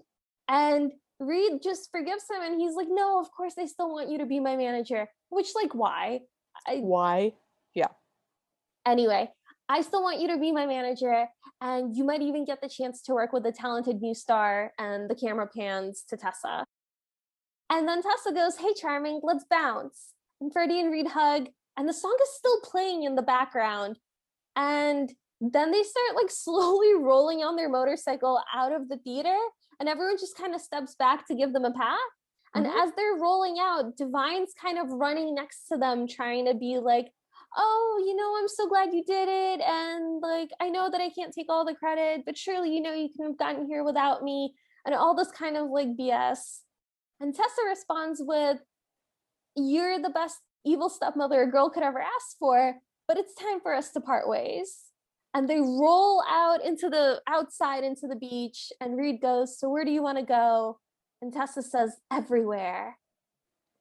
And then that's the end. Except she's got like a voiceover thing. So Tessa looks dead down the camera and goes, "Everywhere." And then the voiceover is her saying like, "Exciting opportunities happen, whatever, seize your opportunity, make your happily ever after come true." And then we end, which means that she and this dude that she met a week ago just motorcycled off in the middle of nowhere with no food and no money and no wallet and no anything, in a ball gown and an old-timey prince costume with leather jackets. Yeah, like, it's not clear that she has a record deal yet. Like a guy said, "Call me." That doesn't mean anything. No, and the way she says "everywhere" sounds like the setup of a villain for, the sequel of a movie. I mean, I think your judgment is colored a little bit because she was in Descendants. It is, because she definitely sounded like Evie in that last moment, and I was like, "Ah, are you gonna be evil? Are you gonna go back?" No. No, it didn't sound evil to me, but it did sound cheesy. Okay. So we are finished now. We've We come did to the it. end of both of these Cinderella stories. A Cinderella within a Cinderella. Yeah, this is the Russian nesting doll Cinderella. I was gonna call it the turducken Cinderella. I like it. So, all right, highs and lows. What would you say those are for you? My high was Georgie. I liked it every time she was on screen. She was very sweet. I liked that she made like Tessa's dreams come true. Like, I thought she was great. I would have watched a movie about her and her Oh, just like working her magic behind the scenes at this terrible resort absolutely. and just like being incredible. I don't know. I loved her. My low is, I think my low was just the structure. Like, I didn't think it was well structured. Like, too many things kept happening all at once. I just don't understand the premise. I really struggle with the idea that there's a resort and that there's a star who's just hit the top 100 who has to perform not like musically at this resort, but in a play so that other rich people can send their kids to be in that play with him. Like, what is this? What's happening? Why is no one talking about it? Yeah, I was very surprised that Harper did not make an appearance at the end of it. For Yeah, all we that we only made, ever saw her on a cell phone. I'm pretty sure that actress was just like, "Absolutely not. This is going to be a dumpster fire. I will talk to you for 4 minutes. You can have 4 minutes of me talking. I will film it on my camera and send it to you. That's And it." like, we didn't get any of her background. Like, was she into him? Was this all just like a status thing? Like, how does she feel about it? We don't know. Does We have she think they're in a no. relationship? She's calling him a lot. She calls him Reedsy Boot. God, it's hard to say. It's hard to say Reedsy Boo, Yeah. but like, I feel like he's being pressured by his manager into having like a relationship with her. Yeah. I mean, But because that is what's happening. Like, he is that's actively what's being happening. Yeah. pressured to be in a relationship for the Mhm. sake of his career. And I know that happens to people all the time, but Yep. like, it's really gross seeing it like unaddressed on screen. as like part of a Cinderella plot. Yeah, it would have been nice if Harper hedged up and just been like, I have a boyfriend. Like, I've been dating someone this whole time, like, you know that. Or like her parents really wanted them to get together and Just and isn't she interested. doesn't, and Yeah, she has a boyfriend or something. something like that, or she's just like, "I'm gay, man. I don't have any interest in you." Yeah, like literally any resolution to the Harper thing. As long as this movie was, I would have appreciated one more scene where Harper rolls in and is like, and her parents again are like, oh, we're so excited for you and Reed to get together." And she's like, "Well, I feel like this is a good time. Mom, Dad, this is my girlfriend." And just have, them be shocked, and her and her girlfriend just like hold hands and walk away and, go join the party, and Tessa and Reed sort of smile at each other and then roll off. I feel like that would have been a quick, easy scene to fix that whole thing. It's just a weird thread. Yeah. So what are your highs and lows? I think my high is definitely the imitating the tick tick tick sound that the broken motorcycle made. I had such a good time. I loved that. I thought that was great. My low, oh god, I don't even know. So many things about this movie made me unhappy. I think the persona changing antics scene where she had to switch between Mm. being Bella and Tessa Oh, I like hated 17 times, that. and it went on forever. Cause until then, my low was, well, the dead dog, obviously, that was horrific. And every time it happened, not only was it horrific, but it completely broke the scene because I stopped caring about anything and just started being furious that someone was carrying around a taxidermy dog. But that scene just, it went on for so long, and there are other ways you could have them have those scenes separately. Yeah, Like that would have been like fine. one quick costume change where she's like with Reed on stage as Bella, and then someone's like, "Hey man, your parts got here for the motorcycle." And he's like, "Oh, my parts got here. I want to go hang out with Tessa. Excuse me, like, we're done rehearsing for the day." He leaves, and she immediately bolts back to Georgie, has to do a quick costume change, a single quick costume change, Yes. and then meets him there. That would have been funny, I would have effective, loved it. and fine. We did not need that. Yes, I completely agree. It was also really unbelievable that it would take like that short of a time for her to get in like full makeup and fully decked out, so Yeah. much so that she's unrecognizable. The reason the scene in Ever After is so funny and so good when Danielle races back to the manor to have Paulette and Louise put her in the pretty dress is Mhm. that she just barely manages to get to the door in time. And it took the three of them, and they're literally right off screen panting and like waving themselves with fans. It was clearly a Herculean effort, and that scene transformation is so funny for that reason. This was just stupid. Well, even in the first Cinderella story, where Hilary Duff like shows up at the last moment and she's got like the t-shirt over her dress and the apron on, Yeah. and like she's only half changed, but like she gets away with it, and like she had to rush and she barely made it. Like that's enough narrative tension. You don't need to keep going back Oh, and forth like that. yeah, no, you've established tension. It's been paid off nicely. As an audience, I am satisfied. Please stop now. That scene was so excruciating that Georgie asked, "Is this over yet?" And Tessa said, "No, I need to be three people now." Yeah, it was impressive. It was an impressive decision. So, what would you change about this movie? I would have Georgie and Tessa be girlfriends. I would have her Absolutely. be like the Prince Charming character because she's like much cuter than the prince. Oh, so much. The Uh, prince gets a couple of decent lines and like I like fine, whatever. I didn't But hate him. Yeah, as a character, he makes a couple of good decisions. yeah, but Tessa and Georgie were so cute, like so Oh, immediately. and they had so much chemistry together. I loved them. Yes. And it doesn't help that like I like Georgie a lot more than I like Reed. So like he's got a lot like not going in his favor on this. Yeah, How yeah. about you? What would you change? I mean, also that I would change. I would change the entire premise of the movie. So just Like, a little bitty change, right? just Just instead of auditioning to be in a play for a Cinderella, which then might also have a record deal, just be a ballet dancer auditioning for a ballet. That's all you need. Just do a black swan, but pretty. Just but happy. Okay, you know what I think? They could have removed so many things by getting rid of the Resort and Harper plotline and then just having it be a play and he's going to star in this play. And he shouldn't be a singer like a pop star. He should just be like a handsome actor guy. Oh yeah, just that everybody's like into them. If you're gonna do modern Cinderellas, the concept of a prince is difficult to translate forward in the way that mean Yes. stepmother is not. It's very easy to translate mean stepmother forward. Yes. So all the Cinderellas make him like the biggest pop star or the whatever movie actor dude. Just like have him be hot. Just have him be a good looking fella.